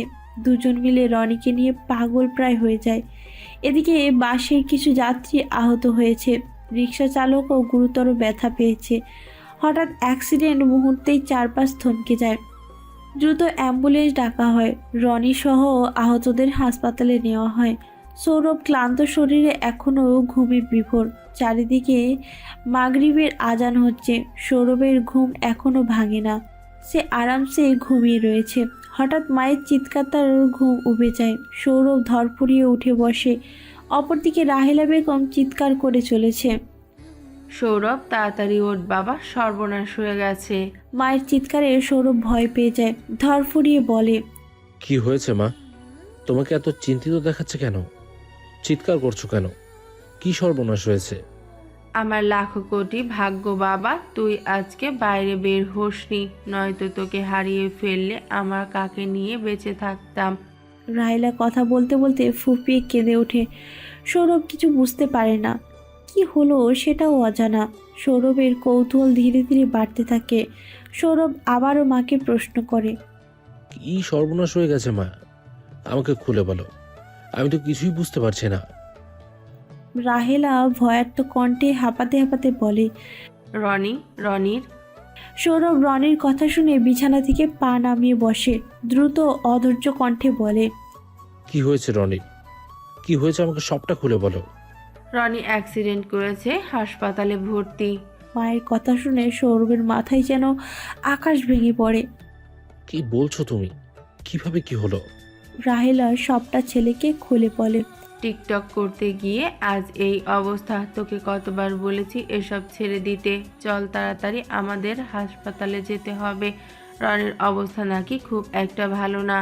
তুমি আসো মা, আমি চলে গেলাম। সৌরভ আর এক মুহূর্ত দাঁড়ায় না, ছুটে বাইরে বের হয়ে আসে, দ্রুত যাত্রা শুরু করে হাসপাতালের উদ্দেশ্যে। রনিকে আইসিইউতে ভর্তি করা হয়েছে। ডক্টর জানিয়েছে রোগীকে বাঁচানো গেলেও তার এক সাইড পুরোপুরি অকেজো হয়ে পড়বে, মানে রনি কখনোই এক সাইডে শক্তি পাবে না। রনির চিকিৎসা শুরু করেছে। তার সম্পূর্ণ শরীরে সাদা ব্যান্ডেজের ওপরে রক্তে ভেসে লাল হয়ে গেছে। এখনও তার জ্ঞান ফেরেনি। আজকে জ্ঞান ফিরবে কিনা সেটাও নিশ্চিত নয়। বাসের বেশ কিছু যাত্রীরা আহত হয়েছে। হঠাৎ ব্রেক করায় অনেকেরই মাথায় আঘাত লেগেছে, কারো কারো পায়ে, হাতে সহ বিভিন্ন জায়গায় ক্ষত বিক্ষত হয়েছে। রিক্সা চালকের একটা হাত ভেঙে গেছে। সকলের আত্মীয় স্বজন হাসপাতালে আর্তনাদ শুরু করেছে। ব্যাপারটা ইতিমধ্যে পুলিশকে ছুঁয়ে গেছে। আইন বিরোধী কাজ করায় আকাশ ও নীলকে পুলিশ হেফাজতে নিয়ে যায়। তাদের অপরাধ, তারা ব্যস্ত রাস্তায় বেখেয়ালি টিকটক করছিল, আর তাদের জন্যই এত মানুষ আহত। রনি মৃত্যুর সঙ্গে পাঞ্জা না নড়লে তাকেও জেলখানায় নেওয়া হতো। যেহেতু অনেক মানুষ আহত হয়েছে, তাই কত বছর তাদের বন্দি থাকা লাগবে তা অনিশ্চিত। আকাশের পায়ে সামান্য চোট পেয়েছিল, সে অবস্থায় তাকে জেলখানায় নিয়ে যাওয়া হয়েছে। সৌরভ হতভম্ব পায়ে হসপিটালের করিডোরে পেরিয়ে এগিয়ে যায়। হসপিটালের ভেতর চারিদিকে মানুষ গিজগিজ করছে। কত শত মানুষ বেডে শুয়ে রয়েছে, কত শত মানুষ আবার মৃত্যুর সাথে পাঞ্জা লড়ছে। এখানে আসলেই বোঝা যায় জীবন কতটা ভয়ঙ্কর সুন্দর। দ্বিতীয় ফ্লোরে আসতেই সৌরভের কানে বাজে রনির মায়ের কান্নার আওয়াজ। তিনি আইসিসি এর বাইরে ছেলের জন্য কান্নাকাটি করে লুটোপুটি খাচ্ছে। রনির বোন তাকে সামলানোর চেষ্টা করেও ব্যর্থ হচ্ছে। ডক্টর বারবার নিষেধ করছে যেন রোগীর কাছাকাছি কেউ কান্না না করে, তবে মায়ের হৃদয় কি তা বোঝে? সৌরভ প্রথমে আইসিইউর দরজায় চলে যায়। ভেতরে সকলের প্রবেশ নিষেধ। সৌরভ কাচের দরজার বাইরে দাঁড়িয়ে থাকে। বাইরে থেকে রনিকে দেখা যাচ্ছে। রনির মাথায় সহ শরীরের এক সাইডে ব্যান্ডেজ করা, মুখে অক্সিজেন মাস্ক। রনির প্লাস চলছে খুব ধীর গতিতে, শ্বাস প্রশ্বাস সামান্যভাবে চলছে। এখনও জ্ঞান ফেরেনি। কবে যে জ্ঞান ফিরবে সেটা ডক্টর গ্যারেন্টি দিতে পারছে না। সৌরভ বাইরে থেকে বন্ধুকে ছলছল নয়নে দেখে। সবচেয়ে কাছের বন্ধুর এই অবস্থা দেখে তার হৃদয় কেঁপে ওঠে। বুকের মধ্যে কেমন এক ব্যথা অনুভব করে। সৌরভের চোখ জোড়া ভিজে যায়। পরিবার ও মাইসার পর এই একটি মানুষই তার সবচেয়ে আপনজন। আজ তার এই দুর্দশার সৌরভ কিছুতেই মানতে পারছে না। রনির এই পরিণতি তাকে ভীষণ কষ্ট দিচ্ছে। সৌরভ হয়তো চিৎকার করে কাঁদতে পারছে না, উপর থেকে কেউ বুঝতেও পারছে না, কিন্তু ভেতরে ভেতরে তার হৃদয়ে ঝড় বয়ে চলেছে। হঠাৎ সৌরভের শরীরে ধাক্কা লাগে। সৌরভ পড়তে পড়তেও নিজেকে সামলে নেয়। চকিত নয়নে পাশে তাকায়। ধাক্কাটা তাকে রনির মা মেরেছে।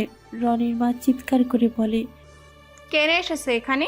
আমার ছেলে পুরোপুরি মরে গেলে কি না এটা দেখতে এসেছো, নাকি যতটুকু বেঁচে আছে সেই বাসাটুকু শেষ করে দিতে এসেছো? রনির মায়ের কথায় সৌরভ যেন আকাশ থেকে পড়ে। সে কিছুই বুঝতে পারছে না। কি বলছেন আন্টি?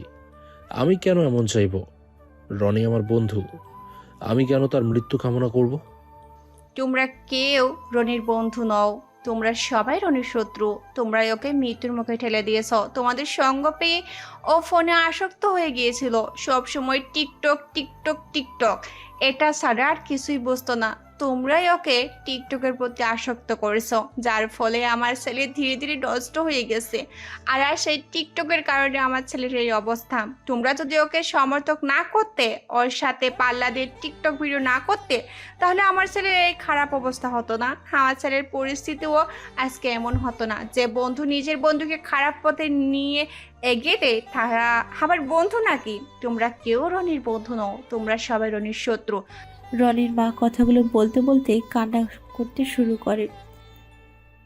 সৌরভ তার মায়ের কথার জবাবে কিছুই বলতে পারে না, বলার মতো কিছুই নেই ও, কারণ আন্টি যা বলছে সেটাই সঠিক। তাদের সঙ্গ পেয়েই তো রনি টিকটকে আসক্ত হয়ে গেছিল, কিন্তু সৌরভ তো কখনোই চায়নি তার ভাইয়ের সমতুল্য বন্ধুর এই পরিণতি হোক। সৌরভ অপরাধবোধ আর অপমানে লজ্জায় মাথা নিচু করে ফেলে, তার চোখ ফেটে জল বেরিয়ে আসে। রনির মা একের পর এক চিৎকার চেঁচামেচি করতে থাকে। চুপ করো, ভাইয়াকে এভাবে বলছো কেন? ওদের কি দোষ? ওরা তো আর ভাইয়ার ক্ষতি চাইবে না, তুমি আর এভাবে বলো না। চুপ কর তুই, আমি যা বলছি ঠিকই বলছি। ওদের জন্যই আজ আমার ছেলেটার এই অবস্থা। হয়তো আমার ছেলেটা কোনোভাবে বেঁচে ফিরবে, কিন্তু ওর এই জীবন থেকে লাভ কি? রনির এক সাইড পুরোপুরি অকুশো হয়ে গেছে, কখনো নিজের পায়ে হাঁটতেই পারবে না, কখনো নিজের হাতে খেতে পারবে না। এই জীবন থেকে লাভ কি? যে ক্ষতিটা হলো তা কি আর কখনো উঠে আসবে? আমার ছেলের জীবনটা নষ্ট হয়ে গেল, আমার ছেলের ভবিষ্যৎটা নষ্ট হয়ে গেল। তুমি আমার ছেলেকে দেখতে এসেছো না? চলে যাও তুমি। তোমাদের কাউকে আমার সহ্য হচ্ছে না, দয়া করে এখান থেকে চলে যাও। ভাইয়া, আম্মুর কথা কিছু মনে করবেন না, বুঝতেই তো পারছেন ভাইয়ার এই অবস্থায় আম্মুর মাথা ঠিক নেই। প্লিজ কিছু মনে করবেন না, এখন যদি এখান থেকে চলে যান তাহলে খুব ভালো হয়। সৌরভ মাথা নাড়িয়ে বলে, সমস্যা নেই, আমি এখনই চলে যাচ্ছি। আর আমি আন্টির কথায় রাগ করিনি, আমার মা হলেও এই একই কথা বলতো। আমি আসছি। সৌরভ চোখ মুছতে মুছতে ওখান থেকে চলে আসে, তবুও তার দু চোখ বেয়ে অঝরে অশ্রু গড়িয়ে পড়তে থাকে।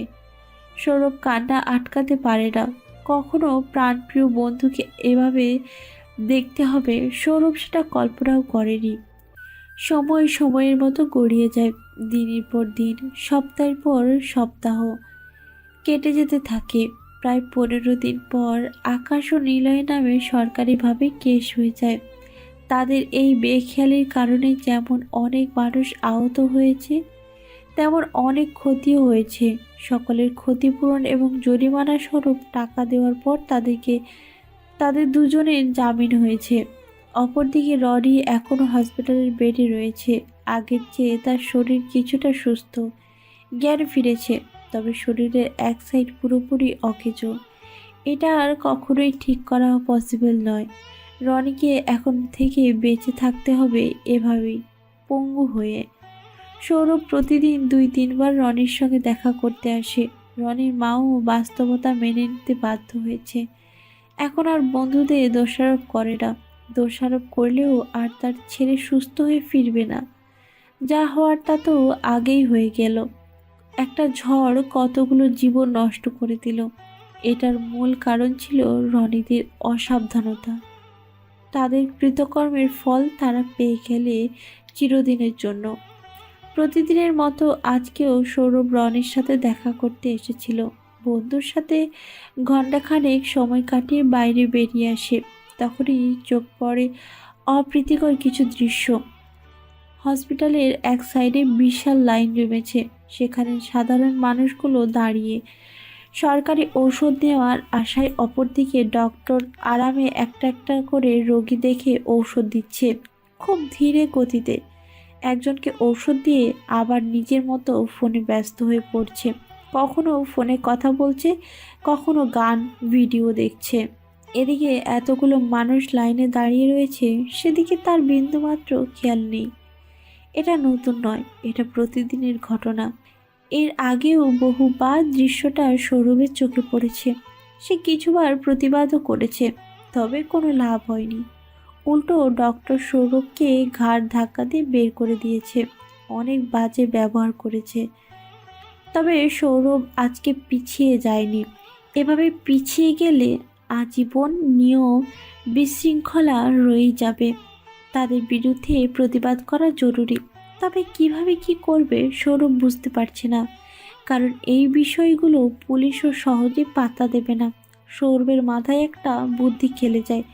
বিষয়টা সাধারণ জনগণের মাঝে তুলে ধরলে মন্দ হয় না। এতে ডক্টরও ভয় পাবে, সবাই প্রতিবাদ করার সাহসও পাবে। তবে প্রথমেই সৌরভ ভিডিও করে না, ডক্টরকে আরও একবার সরাসরি সচেতন করার চেষ্টা করে। প্রতিদিনের মতো আজকেও লম্বা লাইন লেগেছে, অসংখ্য মানুষ জড়ো হয়েছে। সবাই দাঁড়িয়ে থাকতে থাকতে অতিষ্ঠ হয়ে গেছে। চটচটে গরমে সবার অবস্থাও খুব খারাপ, মানুষজন অস্বস্তিতে দাঁড়িয়ে রয়েছে। এদিকে সাধারণ জনগণ কষ্টকর পরিস্থিতিতে রইলেও ডক্টরের মাঝে কোনো তাড়াহুড়ো নেই। সে নির্বিঘ্নে বসে রয়েছে, ফোন দেখছে আর চা খাচ্ছে। লোকগুলো একটু কিছু জিজ্ঞেস করলেই ডক্টর চিৎকার করে বলে ওঠে, এই সকলে চুপ করে দাঁড়িয়ে থাকুন, আমার খাওয়া হবে, তারপর আবার ওষুধ দেওয়া শুরু করব। একদম চেঁচামেচি করলে সকলকে বের করে দেব। সরকারি ওষুধ নেবেন ফ্রি ফ্রি, দাঁড়িয়ে থাকা তো লাগবেই। ফ্রিতে তো আর এমনি এমনি মুখ দেখে দেব না। ডক্টর এটা ওটা বলে চিৎকার করে ওঠে। অসহায় লোকগুলো উপায় না পেয়ে দাঁড়িয়ে থাকে, এছাড়া আর কোনো উপায় নেই তাদের হাতে। সৌরভ লাইন পেরিয়ে ডাক্তারের কাছে যায়, গলা খাকারে দিয়ে বলে, এক্সকিউজ মি। ডক্টর ঘাড় ঘুরিয়ে দেখে বলে, কি চাই? ওষুধ লাগবে, লাইনে দাঁড়ান। এখানে কি দেখছেন না এতগুলো মানুষ দাঁড়িয়ে? ওদের রেখে আপনাদের আগে দেব নাকি আমি? জমিদার উঠে এসেছে, যান গিয়ে লাইনে দাঁড়ান। আমার ওষুধ লাগবে না। তাহলে শুধু শুধু এখানে এসে ভিড় করছেন কেন? আপনি লোকগুলোকে দাঁড় করিয়ে রেখেছেন কেন? ওরা আর কতক্ষণ দাঁড়িয়ে থাকবে? ঔষধ দেওয়া কেন বন্ধ করে দিয়েছেন? এই জবাব কি আমি আপনাকে দেব? কোথাকার কে আপনি? আমার যখন ইচ্ছা হবে আমি তখন দেব। এটা আপনার বাড়ি নয় যে আপনার ইচ্ছা মতো সব কিছু চলবে। এটা সরকারি প্রতিষ্ঠান। আপনি একজন সরকারি কর্মী। আপনাকে নিয়োগ দেওয়া হয়েছে সাধারণ জনগণের সুবিধার জন্য। আপনার নিশ্চয়ই খাওয়ার টাইম এখন নয়, খাওয়ার জন্য একটা ব্রেক রয়েছে, তখন খাবেন। আপনি যত তাড়াতাড়ি দেবেন এই মানুষগুলো তত তাড়াতাড়ি যেতে পারবে। তাদের এভাবে দাঁড় করিয়ে রেখেছেন কেন? এই কৈফিয়ত আমি আপনাকে দেব না। আমাকে জ্ঞান দিতে এসেছেন। এখানে 10 বছর ধরে চাকরি করি আমি, আপনাকে জ্ঞান দেওয়ার প্রয়োজন নেই। যান এখান থেকে, যত সব। আপনি একজন ডক্টর, আপনার ব্যবহার এত খারাপ কেন? একজন পেশাদার মানুষের ব্যবহার এত খারাপ? এই খারাপের কি দেখেছিস তুই? এখান থেকে যাবি নাকি ঘর ধাক্কা দিয়ে বের করে দেব? আপনি যদি সাধারণ জনগণকে সঠিকভাবে ঔষধ না দেন তাহলে আমি আপনার বিরুদ্ধে প্রতিবাদ করব। তোর যা ইচ্ছে তাই কর, দেখি কি করতে পারিস। আমাকে ভয় দেখাস? তোর মতো কত মানুষ দেখলাম, যা ভাগ। ডক্টর এক প্রকার ধমকাধমকি করে সৌরভকে তাড়িয়ে দেয়। সৌরভ রাগান্বিত হয়ে ওঠে। সে শার্টের পকেট থেকে বের করে মোবাইল ফোন। সে পকেটে ফোনটা কৌশলে রেখেছিল। এতক্ষণ তাদের সম্পূর্ণ কথাবার্তা ফোনে ভিডিও চলছিল। সৌরভ ক্যামেরা অন করে ডক্টরের কাছে গিয়েছিল, কারণ সে জানে ডক্টর তার সাথে কি ব্যবহার করবে। এই ভিডিওটাই এখন তার কাজে লাগবে। সাধারণ জনগণের কাছে এই তথ্যগুলো তুলে ধরলে ডক্টররাও ভয়ে সাবধান হয়ে যাবে।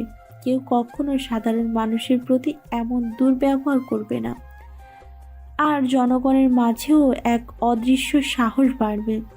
সৌরভ ফোনটা মুখের সামনে নিয়ে ভিডিওটা অন করে, নিজস্ব বাচন ভঙ্গিতে বলে, আসসালামু আলাইকুম এভরিওয়ান। আশা করি আপনারা সকলেই ভালো আছেন এবং সুস্থ আছেন। আমিও ভালো আছি। তো আমার খুব কাছের একজন বন্ধু অসুস্থ হওয়ায় প্রায় 15 দিন যাবৎ আমি নিয়মিত হাসপাতালে আসা যাওয়া করছি। এখানে 4-5টা দেখেছি, তা আমার মনে হয় এই বিষয়টা আপনাদের মাঝেও শেয়ার করা উচিত। প্রথমত ডক্টরের সাথে আমার কথোপকথনের আরও একটা ভিডিও দেওয়া থাকবে, সেটাও একটু কষ্ট করে দেখে নেবেন। তাছাড়াও এই ভিডিওতে আমি আরও কিছু তথ্য তুলে ধরব। সৌরভ ভিডিওতে পালবিকের লাইনটা দেখায় এবং সে সম্পর্কে সব কিছু খুলে বলে। শুধু এতটুকুই নয়, এখানের প্রত্যেক ডক্টরই এমন অসভ্য ধরনের, অথচ তাদের হওয়ার কথা ছিল বিনয়ী। সরকার তাদের রেখেছেই মানুষের সেবা করার জন্য, আর এখানে ঘটছে উল্টো। ডক্টর একজন মানুষকে যা ইচ্ছে তা ভাবেই গালাগালি বা ব্যবহার করছে। এছাড়াও হাসপাতালের পরিবেশ খুবই খারাপ। আপনারা হয়তো ইতিমধ্যেই ভিডিওতে দেখেই আন্দাজ করতে পারছেন হাসপাতালের পরিবেশটা আসলে কেমন। প্রত্যেক জায়গায় ময়লা আবর্জনা, এখানে ঠিকমতো পরিষ্কার করা হয় না। এছাড়াও পর্যাপ্ত পরিমাণে ডাস্টবিন নেই। আশা করি আমার ভিডিওটা কোনো দায়িত্বশীল মানুষের কাছে পড়বে, আর সে তার প্রতিরোধ করবে। আজকের ভিডিও এ পর্যন্তই। এরপর আমাকে পাবেন পরবর্তী ভিডিওতে। সকলকে ধন্যবাদ। সৌরভ ভিডিও করা শেষ, ফোন পকেটে ঢুকিয়ে রাখে, সাবলীল ভঙ্গিতে বাইরে বের হয়ে আসে। সে চাইছিল না ডক্টরের বিরুদ্ধে কোনো ব্যবস্থা নিতে, তবে ডক্টর কোনো কিছুতেই মানতে নারাজ। এই জন্য সৌরভ বাধ্য হয়ে ভিডিওটা করেছে, আর তার ভিডিও অনেকের কাছেই যায়। ঢাকা শহরের হাজার হাজার মানুষ এটা দেখবে, নিশ্চয়ই তাদের সকলে এর প্রতিবাদ করবে, আর নয়তো ভিডিও দেখে বাকি হাসপাতাল কর্মীরা সতর্ক হয়ে যাবে। পরন্তু বিকেলে ছাদের কার্নিশ ঘেঁষে দাঁড়িয়ে আছে মাইশা, তবে ভীষণ আপসেট আর চিন্তিত দেখাচ্ছে। এই কয়েকদিন সৌরভের চিন্তায় চিন্তায় সে ক্লান্ত হয়ে পড়েছে, শরীরের অবনতিও হয়েছে অনেক। চোখে মুখে শুকনো শুকনো ভাব, চোখের নিচেও গাঢ় কালির ছোপ ছোপ দাগ। মাইশা অন্যমনস্ক হয়ে দাঁড়িয়েছে একদম কার্নিশ ঘেঁষে, তার চোখ জোড়া দূরের কোথাও একটা বিধে রয়েছে। সে অন্যমনস্ক হয়ে ভাবছে সৌরভের কথা। তার চুলগুলো এলোমেলো হয়ে বাতাসে উঠছে, ওনাটাও অর্ধেক ঝুলছে। সৌরভের সাথে লাস্ট দেখা করার পর থেকেই মাইশা এমন হয়ে গেছে, সারাক্ষণ চুপচাপ গম্ভীরভাবে কাটায় তার সময়। এই পর্যন্ত কতবার যে কান্নাকাটি করেছে তার ঠিক নেই। মাইশার কেন যেন মনে হচ্ছে সে সৌরভকে হারিয়ে ফেলবে। এর প্রধান কারণ হলো মাইশা আর সৌরভের পারিবারিক অবস্থা। সৌরভ বস্তির একজন ছেলে, অপরদিকে মাইশার বাবা টপ বিজনেসম্যান। তাদের ঢাকা শহরে নিজস্ব 3 তলা বাড়ি গাড়ি কোনো কিছুরই অভাব নেই। মাইশাদের বাড়িতে শুধু সে আর তার বাবা আহাদ আলী থাকে, বাকি 2 তলা ভাড়ায় দেওয়া। মাইশার জন্মের সময়ই তার মা মারা যায়। মাইশা আহাদের প্রথম এবং একমাত্র মেয়ে। এরপর আর আহাদ ও দ্বিতীয়বার বিয়ে করেননি। তাদের পারিবারিক স্ট্যাটাসে এই এত বড় পার্থক্যই মাইশার ভয়ের কারণ। যদিও তার বাবা তাকে খুব ভালোবাসে, যখন সে যা চায় সেটাই এনে দেয়, কখনো মেয়েকে কষ্ট পেতে দেয় না, তবুও মাইশার ভয় করে তার বাবাকে সৌরভের কথা জানানো। সে সৌরভকে অনেক ভালোবাসে, কিছুতেই পারবে না তাকে ছেড়ে দিতে। সে সৌরভকে ছাড়তেও পারছে না, বাবাকেও জানাতে পারছে না। মাইশা এক ধ্যানে মগ্ন হয়ে দাঁড়িয়ে দাঁড়িয়ে এই সকল কথাগুলো চিন্তা ভাবনা করতে থাকে। তখনই তার পাশে এসে দাঁড়ায় আহাদ আলী, তার হাতে 2 কাপ গরম ধোয়া ওঠা কফি। আহাদ আলীকে দেখে মাইশা সোজা হয়ে দাঁড়ায়। আহাদ মাইশার হাতে 1 কাপ কফি এগিয়ে দেয়। এই সময় কেউ কফি খায় বাবা? কফি খাওয়ার কি নির্দিষ্ট কোনো সময় রয়েছে? কফি হলো দুঃখের সঙ্গী। যখন দেখবি খুব মন খারাপ, তখন 1 কাপ কফি খেয়ে নিবি, তাহলে মনটা হালকা হবে। মাইশা আহাদের কথায় শুকনো ঢোক গেলে। তার মন খারাপ এটা বাবা কিভাবে জানলো? তবে মাইশা নিজে থেকেই কিছুই বলে না, শুধু ছোট্ট করে উত্তর দেয়, ও। মাইশা কফির কাপটা হাতে তুলে নেয়। দুজনের কিছুক্ষণ চুপ করে থাকা আহাদ নিজে থেকেই বলে, কি হয়েছে তোর, মন খারাপ? মাইশার সঙ্গে সঙ্গে মাথা নাড়িয়ে না বোঝায়, না বাবা, মন খারাপ হবে কেন? খুব বড় হয়ে গেছিস না, আমার থেকে কষ্ট লুকোতেও শিখে গেছিস। যতই লুকোনোর চেষ্টা কর না কেন, বাবার চোখ ফাঁকি দিতে পারবি না। না বাবা, আমার কিছুই হয়নি। কি হয়েছে সেটা তুই খুলে বলবি নাকি আমি বলবো? বাবার কথায় মাইশা চমকে ওঠে, সতর্ক দৃষ্টিতে তাকায়, কাঁপা কাঁপা গলায় বলে, মানে কি বলবে তুমি বাবা? তোর কষ্টের কারণ আমার কোনো কষ্ট নেই বাবা, তুমি হয়তো ভুল মনে করেছো। বললাম তো, আমি সব কিছুই খবর রাখি। আমার মেয়ে কখন কি করছে, কখন কোথায় যাচ্ছে, সব জানি আমি। হাসি খুশি থাকা মেয়েটা হঠাৎ চুপচাপ হয়ে গেল, যার মুখ থেকে কখনো হাসি যেতই না। আজকাল তার মুখেই হাসি দেখা যায় না, সব সময় গম্ভীর চুপচাপ হয়েই কাটায়। এগুলো কি আসলেই এমনি এমনি এমনি এমনি একটা মেয়ে এতটা চেঞ্জ হয়ে গেল? আহাদের কথায় মাইশা কি জবাব দেবে কিছুই বুঝতে পারছে না। সে বাবার দিকে ছলছল নয়নে তাকায়, মুখ ফুটে কিছুই বলে না। আহাদ আবারও বলে, আমি জানি তোর কি হয়েছে। কি জানো? তার আগে বল, সৌরভকে। বাবার কথায় মাইশা চমকে ওঠে, ঝটকা মেরে বাবার দিকে ভয়ার্ত দৃষ্টিতে তাকায়। সৌরভ? কে সৌরভ? আমি তো চিনি না। আসলে কি তুই সৌরভ নামের কাউকে চিনিস না? আমি জানি সবটা। তুই যে সৌরভ নামের ছেলেটাকে ভালোবাসিস এটাও জানি। তোদের যে দীর্ঘ প্রায় 3 বছরের সম্পর্ক এটাও জানি। ওই ছেলেটার জন্যই যে তুই কষ্ট পাচ্ছিস এটাও জানি। আহাদের কথায় মাইশা পুরো হতভম্ব হয়ে যায়। বাবা এত কিছু কিভাবে জানলো? মাইশা কিছুই বুঝতে পারছে না। সে আর মিথ্যে বলার মতো কোনো উপায় পায় না, ভয়ে মাথা নত করে ফেলে। মাইশার চোখে জল জমে। আহাদ কিছুক্ষণ মেয়ের দিকে তাকিয়ে থাকে, তারপর গম্ভীর কণ্ঠে বলে, তুই কি সত্যি ছেলেটিকে ভালোবাসিস? মাইশা বাবার প্রশ্নের জবাব সঙ্গে সঙ্গে দেয় না। আহাদ নিচেও আর তাড়া দেয় না, প্রশ্নবিদ্ধ চোখে মেয়ের দিকে তাকিয়ে থাকে। মাইশা কিছুক্ষণ পর বলে, হ্যাঁ বাবা, আমি সৌরভকে ভালোবাসি। তুই কি জানিস ওর ফ্যামিলি ব্যাকগ্রাউন্ড সম্পর্কে? ও একটা বস্তির ছেলে, সেটা জেনেই কি ভালোবেসেছিস? মাইশা কান্না করতে করতে বলে, হ্যাঁ, আমি সব কিছু জেনেই ওকে ভালোবেসেছিলাম। আমি সব কিছু জানি, সব কিছু জেনেই ওকে ভালোবেসেছি। আমাকে কখনো বলিসনি কেন? ভয়ে বলিনি। কিসের ভয়? সৌরভ অনেক গরিব ঘরের বেকার, তাকে তুমি মানবে না এই ভয়ে।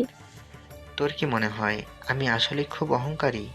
এই সম্পদ, জায়গা জমি এগুলো নিয়ে আমি অহংকার করি? কখনো দেখছিস তোর বাবা গরিবদের সাথে অবহেলার ভাষায় কথা বলেছে? তাহলে এমনটা মনে হলো কেন? কেন মনে হলো গরিব বললেই আমি তাকে মেনে নেব না? মাইশা বাবার দিকে মাথা উঁচু করে তাকায়। বাবা, তুমি সৌরভকে মেনে নিয়েছো? না, এখন মেনে নেব না। কেন? তুমি তো এখনই বললে। বললাম, তবে তোদের ভালোর জন্যই আমি বলছি। এখন মেনে নেব না। প্রথমত সৌরভের অনেক রিপোর্ট আমি পেয়েছি। সে বেকার, বখাটে। তবে এগুলো আমি পজিটিভভাবেই দেখি। এখনকার ছেলেমেয়েরা এমন হবেই। তবে একটা সংসার সামলাতে হলে আগে কর্মঠ হতে হয়। সৌরভ প্রথমে স্বাবলম্বী হবে, তারপর তোদের মেনে নেব।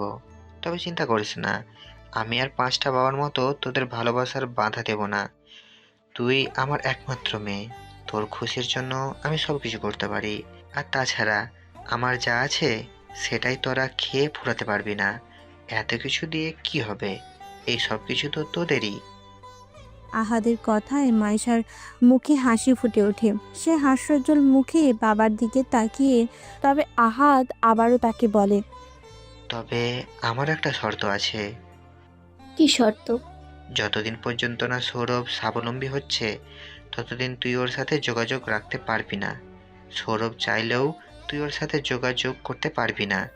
ও যখন চাকরি পাবে তারপর যদি সে নিজে থেকেই তোর কাছে ফিরে আসে তবেই আমি তোদের মেনে নেব, নয়তো তোকে সৌরভকে ভুলে যেতে হবে। আহাদের কথায় মাইশা চুপ হয়ে যায়। সে এখন কি সিদ্ধান্ত নেবে মাথায় আসছে না। আহাদ আবারও মাইশাকে বলে, তুই কি রাজি আছিস আমার সিদ্ধান্তে? মাইশা কিছুক্ষণ ভেবে বাবার কথাই মেনে নেয়। তার ভালোবাসা যদি সত্যি হয় তাহলে সৌরভ ঠিক নিজে থেকে ফিরে আসবে। হ্যাঁ বাবা, আমি তোমার সিদ্ধান্তে রাজি। তাহলে এখন থেকে কিন্তু আর মন খারাপ করে থাকতে পারবি না, সব সময় হাসি খুশি থাকবি। মাইশা মাথা নাড়িয়ে হ্যাঁ জানায়। বাবা মেয়ে দুজন একসাথে হাসি গল্প করতে থাকে। মাইশার মন খারাপটা মুহূর্তে উধাও হয়ে যায়। সৌরভ বিছানায় শুয়ে আছে, তার হাতে স্মার্টফোন। হাসপাতালের ভিডিওগুলো ফেসবুক আর টিকটকে আপলোড করেছে। মুহূর্তেই সৌরভের ভিডিওতে অনেক সাড়া আসতে থাকে। লাইক কমেন্ট এ ভরে যায় নোটিফিকেশনে। ভিডিও এর ভিউ আস্তে আস্তে বাড়তেই থাকে। সবাই ডক্টরের বিরুদ্ধে কমেন্ট করতে থাকে। সৌরভের প্রথম ভাইরাল ভিডিও এটাই। মুহূর্তে 1000 পেরিয়ে মিলিয়নের ভিউ হয়। সৌরভ যেন অবাক হয়ে যায়। এত ভিউ এই প্রথম হয়েছে তার। সৌরভ আনন্দে আত্মহারা হয়ে পড়ে। তার আনন্দ দেখে রাহেলা বেগম সৌরভের ঘরে আসে। কি রে, কি হয়েছে? এভাবে নাচানাচি করছিস কেন? এত খুশি হওয়ার কারণ কি? মা, তুমি জানো না কি হয়েছে। আমি আজকে অনেক খুশি। আমি যে কতটা খুশি হয়েছি তোমাকে বলে বোঝাতে পারবো না। কি হয়েছে বলবি তো? এত খুশি কেন? আজকে আমার টিকটক ভাইরাল হয়েছে। জানো কত ভিউ হয়েছে?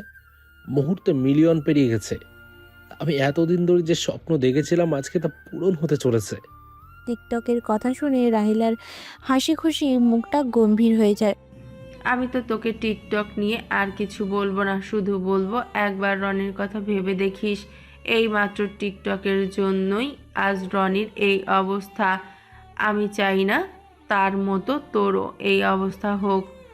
মা, তুমি চিন্তা করো না, আমার কিছুই হবে না। আমি সাবধানে ভিডিও করব। আমি এদিকে চাকরির চেষ্টাও করছি। আর একবার যদি ইউটিউবে ফলোয়ার বেড়ে যায় কিংবা ফেসবুকে মনিটাইজেশন পেয়ে যাই, তাহলে আমি ভিডিও তৈরি করেই হাজার হাজার টাকা রোজগার করতে পারবো। চাকরির থেকেও অনেক বেশি টাকা পাবো। যা করবি কর, তবে নিজের খেয়াল রাখিস, এইটুকুই বলবো। চিন্তা করো না মা, তোমাদের দোয়ায় আমার কিছুই হবে না। সৌরভ মায়ের হাতে আনন্দে কথা বলতে থাকে। আজকে তার সবচেয়ে আনন্দের দিন। এত আনন্দ হয়তো সে আগে কখনো পায়নি। নদীর স্রোতের মতো সময় বহমান হতে থাকে। দিনের পর দিন কাটতে থাকে। ধীরে ধীরে সৌরভের ফ্যান ফলোয়ার বাড়তে শুরু করে। কিছুদিনের মধ্যেই টিকটক ফলোয়ার 1000 থেকে মিলিয়নের ও বেশি হতে থাকে। ফেসবুকেও ফলোয়ার বাড়তে থাকে। ফেসবুকে মনিটাইজেশন এসেছে কিছুদিন আগেই। ইউটিউবেও অধিক ফলোয়ার বৃদ্ধি পেয়েছে। ইউটিউব ও ফেসবুক থেকে সৌরভের আর্নিং শুরু হয়ে যায়। এখন শুধু মাস শেষ সব টাকাগুলো তুলে আনার অপেক্ষা। এত দ্রুত তার সফলতা অর্জন হবে সৌরভ কখনো কল্পনাও করেনি। সে এখন থেকে সমাজের বিভিন্ন সমস্যা সম্পর্কে আলোচনা করে। এ ধরনের ভিডিওতে সবচেয়ে বেশি ভিউ হয়। এছাড়াও সে আরও বিভিন্ন কোয়ালিটির ভিডিও তৈরি করে। কখনো কখনো ফুড রিভিউ, কখনো কখনো ফানি কমেডি টাইপের, আবার কখনো কখনো অসহায় মানুষের পাশে দাঁড়িয়ে। সে প্রতিদিন বেশ কিছু করে নতুন নতুন ভিডিও আপলোড করে। প্রত্যেকটা ভিডিওয় লাখের ওপরে ভিউ। সৌরভ যেন হাতে চাঁদ পেয়ে যায়। সে টিকটক নিয়ে এতদিন এত কিছু কথা শুনতো, কত শত অসহনীয় যানজট সহ্য করেছিল। আজকে সেই টিকটকই তার সফলতার কারণ। সে একজন সফল কন্টেন্ট ক্রিয়েটর হিসেবে সকলের কাছে পরিচিত হয়।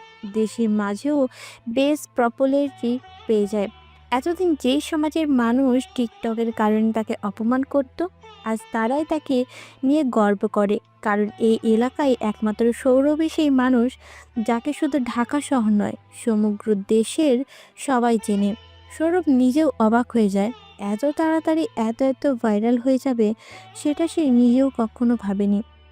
ধীরে ধীরে মাসের শেষের দিকে চলে আসে সৌরভের টাকা তোলার দিন। সে ইউটিউব আর ফেসবুকেও টাকাগুলো তুলতে চলে যায়। সে যে ভাইরাল হয়েছে সেটা রাহেলা, করিম দুজনেই জানে। তবে টাকা পাবে এই মাসে সেটা কেউ জানে না। সৌরভও বলেনি, কারণ সে চাইছিল তাদেরকে সারপ্রাইজ দিতে। সৌরভ একাই বাজারে চলে আসে, টাকাগুলো উত্তোলন করে। দুইটা মিলে সে প্রথম মাসেই 65,000 টাকা পেয়ে যায়। কারণ এই অল্প মাসেই তার অধিক ফলোয়ার বৃদ্ধি হয়ে গেছে। এছাড়াও প্রচুর পরিমাণে ভিউ এসেছে সব ভিডিওতে। সৌরভ এতগুলো টাকা পেয়ে আনন্দে মেতে ওঠে। সে কিছুতেই বিশ্বাস করতে পারছে না সে এতগুলো টাকা পেয়েছে। তার প্রথম মাসে ইনকামের টাকা এতগুলো। অতিরিক্ত আনন্দে সৌরভের শরীর কাঁপতে থাকে। আজ যেন তার আর আনন্দের শেষ নেই। সৌরভ টাকাগুলো নিয়ে ব্যাংক থেকে বের হয়ে আসে। সে চায় প্রথম ইনকামের টাকায় সর্বপ্রথম মা বাবার জন্য কিছু কিনতে। সৌরভ টাকাগুলো নিয়ে মার্কেটে ঢোকে। খুঁজে খুঁজে পছন্দ মতো মায়ের জন্য লাল টকটকে একটা দামি শাড়ি কেনে। বাবার জন্য একটা লুঙ্গি, একটা শার্ট কিনে। সৌরভ এই প্রথম তার ইনকামের টাকায় বাবা মায়ের জন্য কিছু কিনতে পেরেছে। আজকের অনুভূতিটা সৌরভ কখনো কাউকে বুঝিয়ে বলতে পারবে না। সে কেনাকাটা শেষে আবার বাড়িতে চলে আসে। আসার পূর্বেই মিষ্টি কিনতেও ভোলে না। মিষ্টি, পোশাক 2 হাত ভর্তি করে নিয়ে সৌরভ গর্বের সহিত বাড়িতে ফেরে। করিম এবং রাহেলা দুজনেই বিছানায় বসে রয়েছে। সৌরভ তাদের ঘরেই প্রথম যায়। রাহেলা ছেলের হাতে এত কিছু দেখে কৌতূহলী হয়ে ওঠে, বিছানা থেকে নেমে দাঁড়ায়। এগুলো কি তোর হাতে? সৌরভ তার হাতের প্যাকেটগুলো মায়ের হাতে দিয়ে বলে। তুমি নিজেই খুলে দেখো মা। রাহেলা প্যাকেটগুলো হাত বাড়িয়ে নেয়। প্রত্যেক প্যাকেট খুলতেই বেরিয়ে আসে করিমের লুঙ্গি আর শার্ট। এগুলো তো নতুন লুঙ্গি আর শার্ট। এগুলো কোথায় পেলি তুই? কার এগুলো? এগুলো বাবার জন্য, আমি নিজের উপার্জনে কিনেছি। ছেলের কথায় রাহেলা, করিম দুজনেই অবাক চোখে তাকিয়ে থাকে। সত্যি বলছিস বাবা? হ্যাঁ বাবা, সত্যি বলছি। এবার দেখো পছন্দ হয় কিনা। রাহেলা হাসি মুখে করিমের হাতে ব্যাগটা তুলে দেয়। করিম ওইগুলো হাতে ছুঁয়ে দিয়ে বলে, হ্যাঁ পছন্দ হয়েছে, অনেক পছন্দ হয়েছে। আমার ছেলে আমাকে দিয়েছে, আর আমার পছন্দ হবে না? খুব সুন্দর হয়েছে এগুলো বাপ। সৌরভ বাবার চোখে আজ কেমন অচেনা এক হাসি খুশি খুঁজে পায়, যা এর আগে কখনো দেখেনি। সৌরভের চোখে আনন্দের অশ্রু নেমে আসে। এতটা খুশি কখনো এর আগে তার জীবনে আসেনি।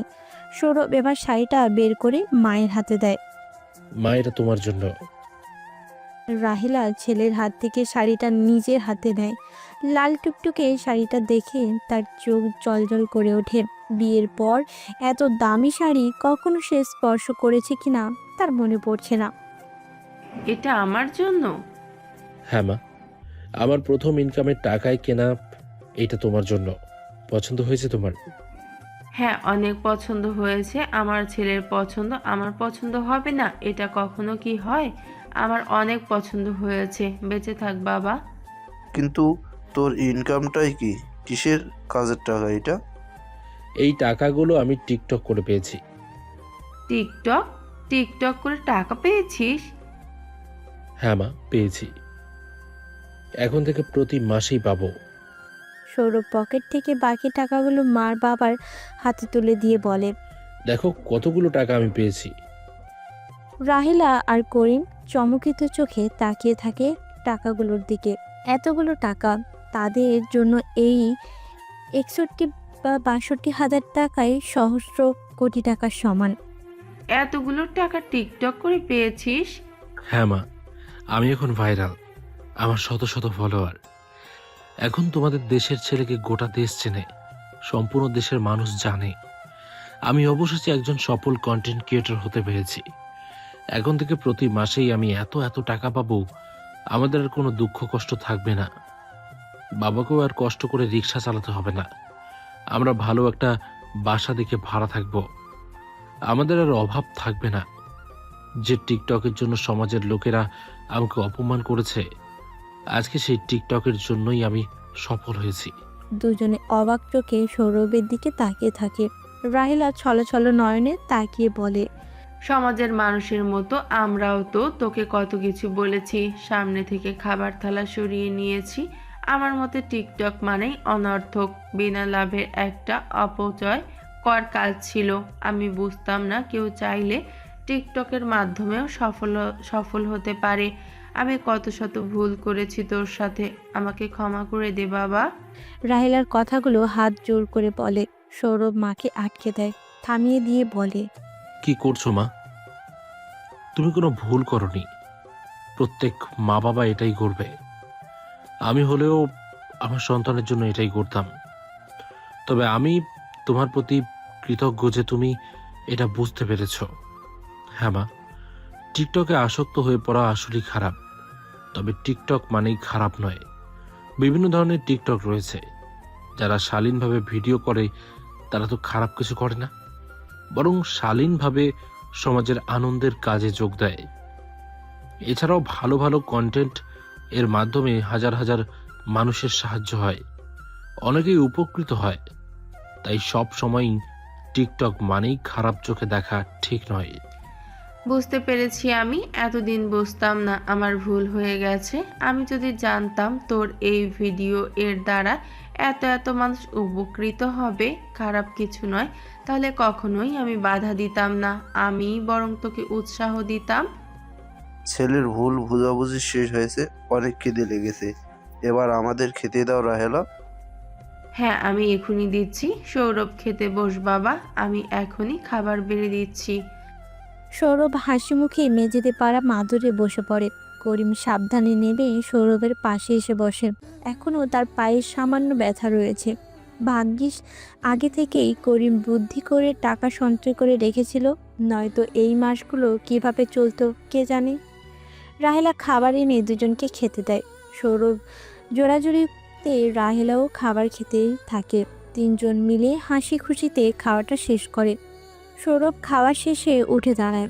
বাবা এখন ঘুমাবে, এই জন্য সৌরভ নিজের রুমে চলে যায়। তারপর কিছুক্ষণ বিছানায় বসে আবারও বাইরে বের হয়ে আসে। সে হাঁটতে হাঁটতে এগিয়ে আসে মোড়ের উপরে। মোড়ে বেশ কিছু ফলের দোকান রয়েছে, সেখান থেকে সৌরভ বিভিন্ন ধরনের ফলাদি কেনাকাটা করে। এরপর ফলগুলো নিয়ে রিকশায় চড়ে বসে। সে এখন রনির কাছে যাবে। রনিরা আগে তাদের এলাকায় থাকতো, হঠাৎ তার বাবার অফিসে চেঞ্জ হয়ে বাধ্য হয়ে তাদেরকে এলাকা ছেড়ে দিতে হয়। তবে খুব বেশি একটা দূরে তারা যায়নি। সৌরভ চুপচাপ নয়নে রিকশায় বসে আছে। এদিকে কিছুদিন রনির সঙ্গে দেখা করা হয়নি। আকাশ আর নীলের সাথেও দেখা হয় না বহু মাস। তারা দুজন জেলখানা থেকে বের হয়ে ভালোই ছিল, এখন আর টিকটক করে না। দুজনেই উচ্চশীল ঘরের সন্তান। বাবা মা নিশ্চয়ই চাইবে না নিজের ছেলের ধ্বংস। বিভিন্নভাবে শাসন করে তাদের টিকটক আসক্তি কেটে গেছে। অপরদিকে রনির দিন কাটে বিছানায় শুয়ে শুয়ে। সে পুরোপুরি পঙ্গু হয়ে রয়েছে। নিজে পায়ে কখনো উঠে দাঁড়াতে পারে না, কখনো নিজে হাতে খেতেও পারে না। যা কিছু করার সব কিছুই তার মাকে করতে হয়। রনির মাই তাকে প্রত্যেক বেলা খাইয়ে দেয়। গোসল থেকে শুরু করে যা যা করার সব কিছুই মা বহন করে। তার দিনগুলো কেটে যায় চার দেওয়ালের মাঝে। রনি এখন হয়তো মাসেও কখনো আকাশটা দেখতে পায় না, কখনো মুক্ত মাঠে প্রাণ ভরে নিঃশ্বাসও নিতে পারে না। সব সময় দীর্ঘশ্বাস ছেড়ে কাটিয়ে দিতে হয় দিন। রনির জীবনটা হঠাৎ এক ঝড়ে তছনছ হয়ে যায়। থমকে যায় জীবনের রঙিন মুহূর্তগুলো। রিকশা এসে রনিদের বাড়ির সামনেই থামে। তাদের বাড়িটা রাস্তার পাশে। সৌরভ রিকশা থেকে নেমে ভাড়া মিটিয়ে দেয়, তারপর এগিয়ে যায় বাড়ির সামনে। বাইরের দরজাটা খোলায়, রনিদের ৪র্থ ফ্লোর। সৌরভ এগুলো হাতে নিয়ে সিঁড়ি বেয়ে 4 তলায় চলে যায়। এর আগেও সে বহুবার রনিদের এই বাড়িতে এসেছে, তবে লাস্ট 23 দিন আগে এখানে এসেছিল। এই 23 দিন বিভিন্ন ব্যস্ততার কারণে রনির সাথে দেখা করতে পারেনি। সৌরভ সিঁড়ি বেয়ে 4 তলায় উঠে আসে। রনিদের দরজায় এসে কলিং বেল বাজায়। কিছু সেকেন্ড পেরোলেও দরজা খুলে দেয় না, কিংবা ভেতর থেকে কোনো সাড়া শব্দও আসে না। সৌরভ আবারও পরপর 2বার কলিং বেল বাজায়। রনির মা রান্নাঘরে রয়েছে। সে রান্নাঘর থেকে আস্তে আস্তে বলে, আরে কে? এতবার কলিং বেল বাজানোর কি আছে, আসছি। সৌরভ ভেতর থেকে আন্টির কথার আওয়াজে আর কলিং বেল বাজায় না। রনির মা এসে দরজা খুলে দেয়। বাইরে সৌরভকে দাঁড়িয়ে থাকতে দেখে বলে, ও সৌরভ, তুমি? জি, আসসালামু আলাইকুম আন্টি, কেমন আছেন? ওয়ালাইকুম আসসালাম, আলহামদুলিল্লাহ ভালো আছি। এসো, ভিতরে এসো। রনির মা সৌরভকে ঢুকতে বলে। দরজা থেকে সরে দাঁড়ায়। সৌরভ মিষ্টি হেসে ভেতরে ঢোকে। রনির মা দরজা লাগিয়ে আবার ভেতরে আসে। রনির ঘরের মধ্যে থেকে গলা খাকারি দিয়ে বলে, কে এসেছে মা? সৌরভ এসেছে। সৌরভ রনির মায়ের হাতে ফলগুলো ধরিয়ে দিয়ে ভেতরে রনির কাছে যায়। রনি সৌরভকে দেখে হেসে ওঠে। তার মুখে মিষ্টি হাসি ফুটে ওঠে। কেমন আছিস রনি? এই তো আছি আলহামদুলিল্লাহ, তুই কেমন আছিস? আমিও ভালো আছি। সৌরভ রনির পাশে গিয়ে বসে। তোর শরীর এখন কেমন আছে? আছে ভালোই। তোকে একটা কথা জানানো হয়নি। কি কথা? আমি ভাইরাল হয়ে গেছি। আমার মিলিয়ন মিলিয়ন ফলোয়ার বৃদ্ধি পেয়েছে। ফেসবুক, ইউটিউব থেকে প্রতি মাসে এখন হাজার হাজার টাকার রোজগার হচ্ছে। অবশেষে আমার স্বপ্ন পূরণ হয়েছে। এই দিনটার জন্য কত শত অপেক্ষা করেছি, কত শত অপমান অবহেলা সহ্য করেছি। কতজন কত কথা শুনিয়েছে, কেউ কেউ বিনা কারণে গায়েও হাত দিয়েছে। এমনকি মা বাবাও আমাকে বিন্দু পরিমাণ সাপোর্ট করেনি। তবুও আমি আজ সফল। আমার সকল স্বপ্ন আজ পূরণ হয়েছে। রনি সৌরভের কথায় খুশি হয়। কংগ্রাচুলেশন। ধন্যবাদ বন্ধু। অনেক খুশি হলাম তোর কথা শুনে। যাক, আমাদের স্বপ্ন পূরণ না হলেও তোর স্বপ্ন তো পূরণ হয়েছে, এটাতেই আমি অনেক খুশি হয়েছি। তবে একটা কথা জানিস? কি? এই কন্টেন্ট নিয়ে আমার অনেক স্বপ্ন ছিল। বাবার নিজস্ব ব্যবসা আছে, সে চাকরি করে বিধায় ব্যবসাটা অনেক দিন চালিয়েও নেয়। কতবার বলেছিল আমি যেন ব্যবসায় যোগ দিই। সবাই অপেক্ষা করছিল কবে ইন্টার পরীক্ষাটা শেষ হবে, তারপর যেভাবেই হোক আমাকে ব্যবসার মধ্যে ঢুকিয়ে দেবে। তবে আমি তখন ছিলাম অন্য খেয়ালে। আগে প্রচুর টিকটক দেখতাম, কত ভাইরাল সেলিব্রিটিদের ভিডিও দেখতাম। একদিন হঠাৎ মনে হলো আমিও টিকটক করলে কেমন হয়। সবাই আমাকে চিনবে, আমি ভাইরাল হব, সবাই এসে আমার থেকে ফটোগ্রাফ নেবে, চারিদিকে আমার নাম ডাক থাকবে, আমার হাজার হাজার ফ্যান ফলোয়ার থাকবে। আমি একজন বড় কন্টেন্ট ক্রিয়েটর হব, পরিচিতি লাভ করব। এর সাথে সাথে আবার প্রতি মাসে হাজার হাজার ডলারও উপার্জন করব। আমি মা বাবাকে বলতে পারবো আমিও বেকার না, আমিও একজন স্বাবলম্বী, আমিও সবার মতন টাকা কামাই করি, কিন্তু ব্যতিক্রম পদ্ধতিতে। এই স্বপ্নগুলো আমি দেখতাম, এগুলো দেখতে দেখতে আমি বড় হয়েছি। এগুলো ছিল আমার বেঁচে থাকার অনুপ্রেরণা। এর জন্য টিকটকে সময় দিতে থাকলাম বেশি বেশি।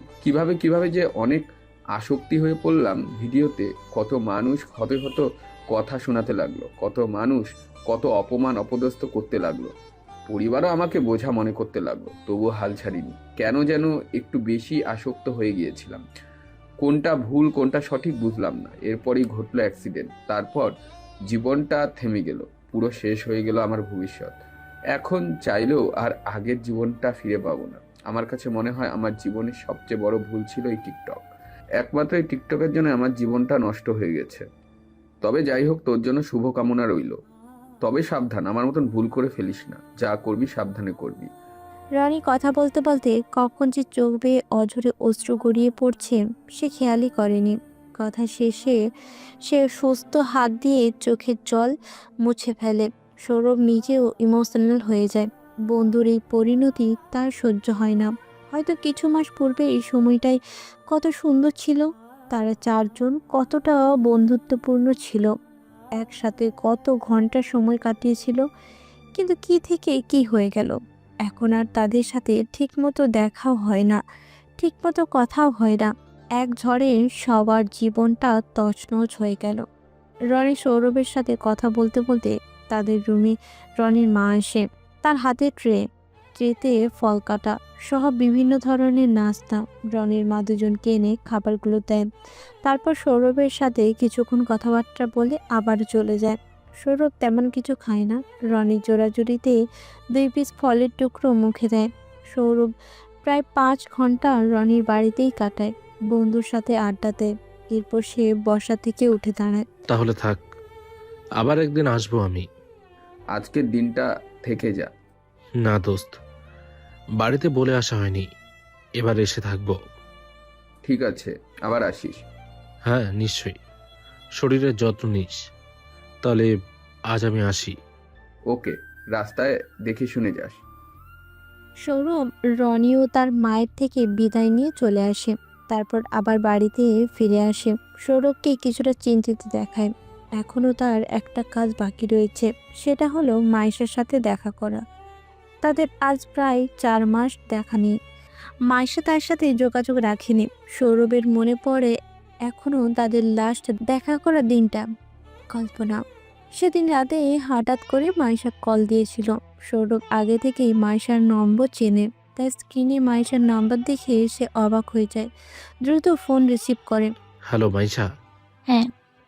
কেমন আছো? আমার কল রিসিভ করছো না কেন? তুমি জানো আমি কতটা চিন্তিত ছিলাম তোমার জন্য। তোমার সাথে আমি সুখ দুঃখের গল্প করতে কল করিনি।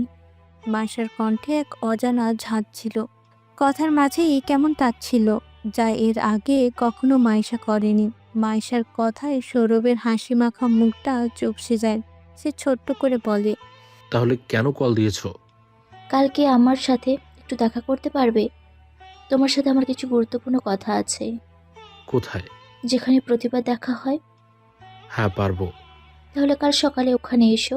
আর হ্যাঁ, আরও একটা কথা। কি? কাল হয়তো আমাদের শেষ দেখা। তোমার সাথে আর কখনো দেখা হবে কিনা জানি না। দয়া করে কাল আর লেট করে এসো না। আমি প্রত্যেকবার তোমার জন্য অপেক্ষা করতে পারবো না। শেষ দেখা মানে? সেটা কালকেই বুঝতে পারবে। এখন রাখি, আমার আর হাতে সময় নেই। এত ব্যস্ত, আমাকে একটু সময় দেওয়া যাবে না? সেই যোগ্যতা তুমি রাখোই নি। বাই। মাসের কথা শেষ করে খট করে কলটা কেটে দেয়। সৌরভ কিছুক্ষণ গম্ভীর মুখে ফোনের স্ক্রিনে তাকিয়ে থাকে। আজ সে পরিচিত হলো এক নতুন মাইশের সাথে। এর আগে কখনো মাইশা তার সাথে এভাবে কথা বলেনি। সেই পুরনো মাইশার কণ্ঠে কখনো তাচ্ছিল্য ছিল না। কালকেই তাদের শেষ দেখা। শব্দটা শুনে সৌরভের বুকের মধ্যে মোচড় দিয়ে ওঠে। সেই রাতে আর তার ঘুম হয় না। সারা রাত কাটিয়ে দেয় সে নির্ঘুমভাবে। পরদিন খুব সকালেই সৌরভ লেক পাড়ে পৌঁছে যায়। কোনোভাবে এসে দেরি করে না, গিয়ে বসে থাকে ঘন্টার পর ঘন্টা। সেই দিন মাইশাও 2 ঘন্টা দেরি করে আসে। তবুও সৌরভ কিচ্ছু বলে না। প্রথমে সৌরভই কথা শুরু করে। কেমন আছো মাইশা? সেটা তোমার না জানলেও চলবে। আমি তোমার সাথে কিছু কথা বলতে চাই। বলো, কি বলবে? তোমার চাকরি কি হলো? সৌরভ মাইশার কথা শুনে চুপ হয়ে যায়। মৌন কণ্ঠে বলে, এখনো হয়নি। এভাবে আর কতদিন চলবে? তুমি কি কখনো কিছুই করবে না? করব, আমি তো চেষ্টা করছি। কি চেষ্টা করছো তুমি? সারা জীবন কি চেষ্টাই করে যাবে? চাকরি না হয় ব্যবসা করো, কিছু একটা তো অন্তত করো। নাকি টিকটক করতেই সময় চলে যায়? এই জন্যই সময় পাও না। প্রতিদিন টিকটক করতে সময় পাও কিভাবে? আমি সত্যিই চেষ্টা করছি মাইশা, আমাকে আর কিছুদিন সময় দাও। আমি আর একদিনও তোমাকে সময় দেব না। আমার জীবনের সবচেয়ে বড় ভুল কি জানো? তোমাকে ভালোবাসা। তোমাকে ভালোবেসে আমি সবচেয়ে বড় ভুল করেছি, যার মাসুল এখন পেতে হচ্ছে। তবে যাই হোক, আমি যা বলতে এসেছি সেটাই বলি। সৌরভ মাইশার মুখের দিকে নির্বাক হয়ে তাকিয়ে থাকে। আজ থেকে আমাদের মধ্যে আর কোনো যোগাযোগ থাকবে না। মানে কি বলছো তুমি? হ্যাঁ, আমি যা বলছি ঠিকই বলছি। আজ থেকে আমাদের মধ্যে আর কোনো যোগাযোগ থাকবে না। তুমি কি আমাদের সম্পর্কটা ভেঙে দিতে চাইছো? তুমি আমাকে ছাড়া ভালো থাকতে পারবে? তাহলে কি তুমি আমাকে ভালোবাসো না? আমি সম্পর্ক ভেঙে দিচ্ছি না, শুধু নিজেকে দূরে সরিয়ে নিচ্ছি। তবে ভেবো না আমি তোমাকে ভুলে অন্যকে নিয়ে সুখে থাকবো। আমি তোমার জন্য অপেক্ষা করব। তোমাকে আমি সময় দেব, যত সময় লাগে তত সময় দেব। আমি বলছি না তোমাকে শুধু চাকরিই করতে হবে। তুমি যা ইচ্ছে তাই করো। আমি প্রত্যেক কাজেই সম্মান করি, শুধু কাজটা করো। যেদিন ইনকাম করবে একমাত্র সেই দিনই আমার সাথে যোগাযোগ করতে আসবে, তার আগে নয়। না মাইশা, তুমি এটা করো না। আমি তোমার সাথে দেখা না করে থাকতে পারবো না। প্লিজ এমনটা করো না। এছাড়া আমার আর কিছু করার নেই। তুমি যতদিন না ইনকাম করছো ততদিন আমাদের আর কোনো যোগাযোগ থাকবে না। একটা কথা মাথায় রাখবে, আমাদের পুনরায় যোগাযোগ করা কিন্তু তোমার হাতেই। তুমি যত চেষ্টা করবে তত তাড়াতাড়ি আমাদের যোগাযোগ হবে। সৌরভ বারবার বললেও মাইশা শোনে না। সে তার শেষ কথা বলেই চলে যায়। সৌরভ অসহায় হয়ে পড়ে। এরপর থেকেই তাদের আর যোগাযোগ হয়নি। সৌরভ চেষ্টা করেছে অবশ্য, তবে সে আর মাইশার দেখা পায়নি। মাইশাও আর তার সাথে কোনো যোগাযোগ রাখেনি। এভাবেই তাদের সময় কাটতে থাকে। কল্পনা শেষ। সৌরভ চিন্তিত ভঙ্গিতে বিছানায় শুয়ে থাকে।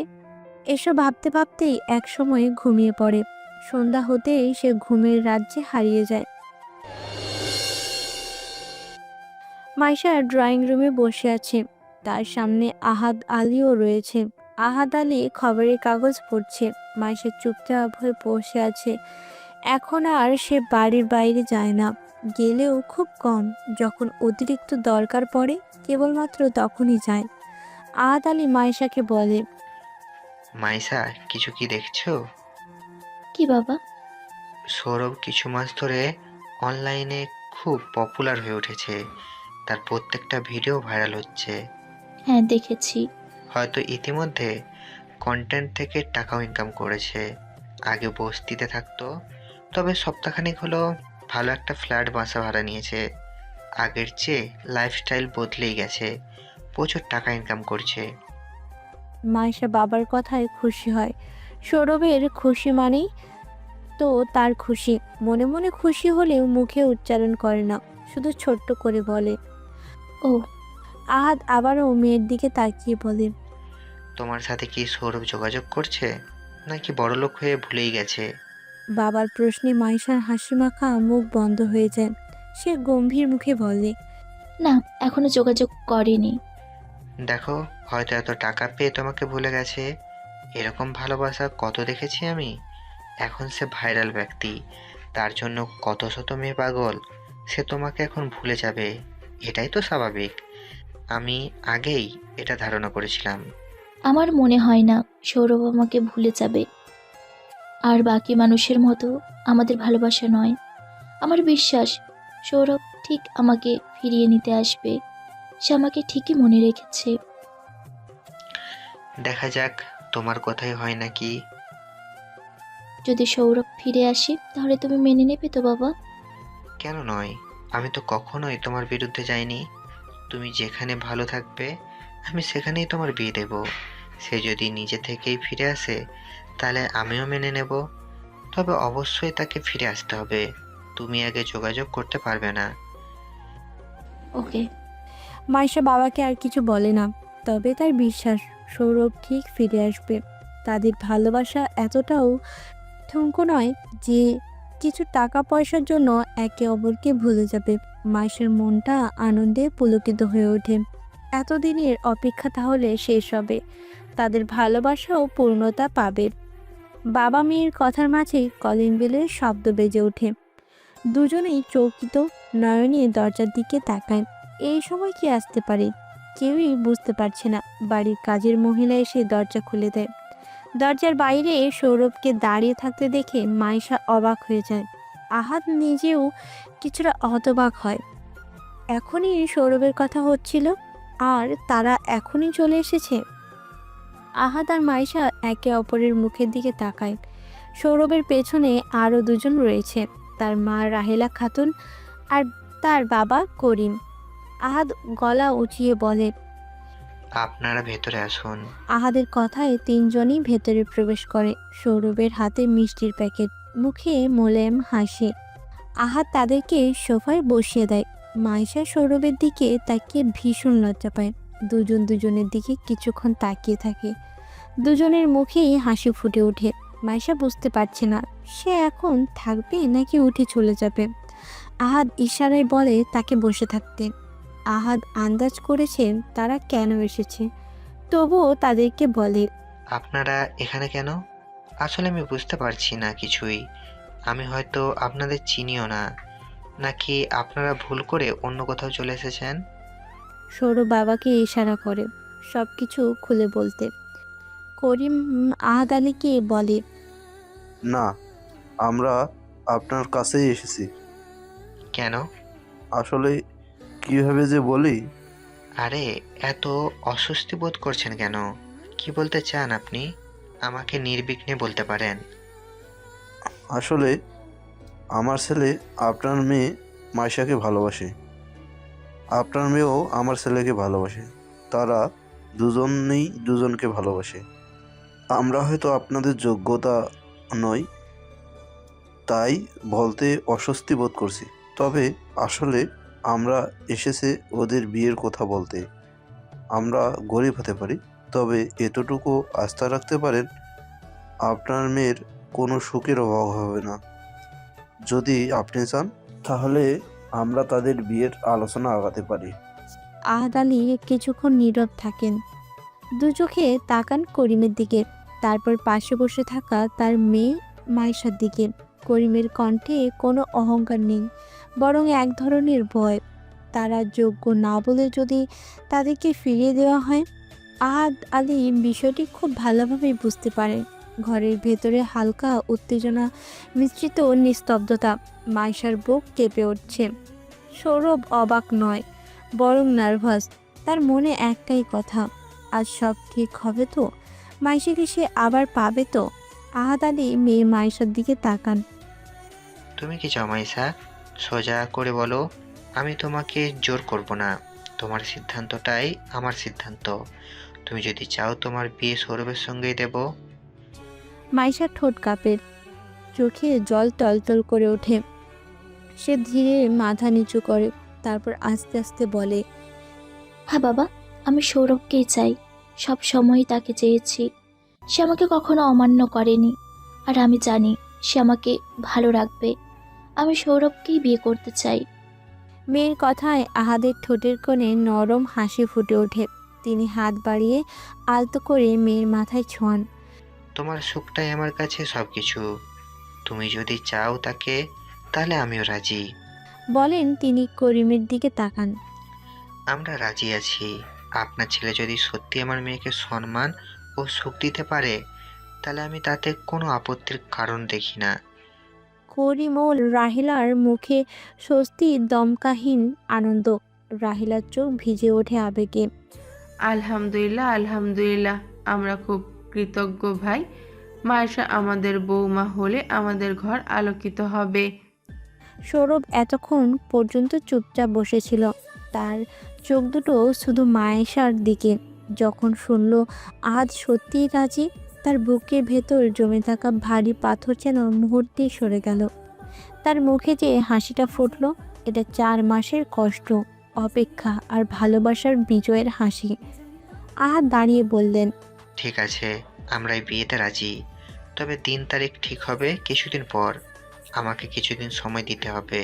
হ্যাঁ, কেন নয়? যাও, তোমরা কিছুক্ষণ কথা বলো। মাইশার গাল লাল হয়ে যায়। সৌরভ নিজেও কিছুটা লজ্জা পায়। মাইশা উঠে ধীরে ধীরে বারান্দার দিকে এগোয়। সৌরভ কিছুক্ষণ দাঁড়িয়ে থাকে, যেন বিশ্বাস করতে পারছে না আজ সত্যি সে মাইশাকে ফিরে পেল। সৌরভের হৃদয়টা মুহূর্তেই গলে যায়। দুজন বারান্দায় গিয়ে দাঁড়ায়। সকালের হাওয়া, নরম আলো, হৃদয়ে ছুঁয়ে যাওয়া নীরবতা। মাইশা প্রথমে কথা বলে, তুমি সত্যি ফিরে এলে। আমি ভেবেছিলাম তুমি আর আসবেই না।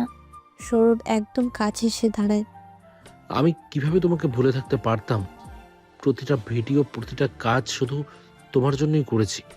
তোমাকে পাওয়ার জন্যই আমার এত অপেক্ষা। মাইশার চোখে খুশির জল আসে।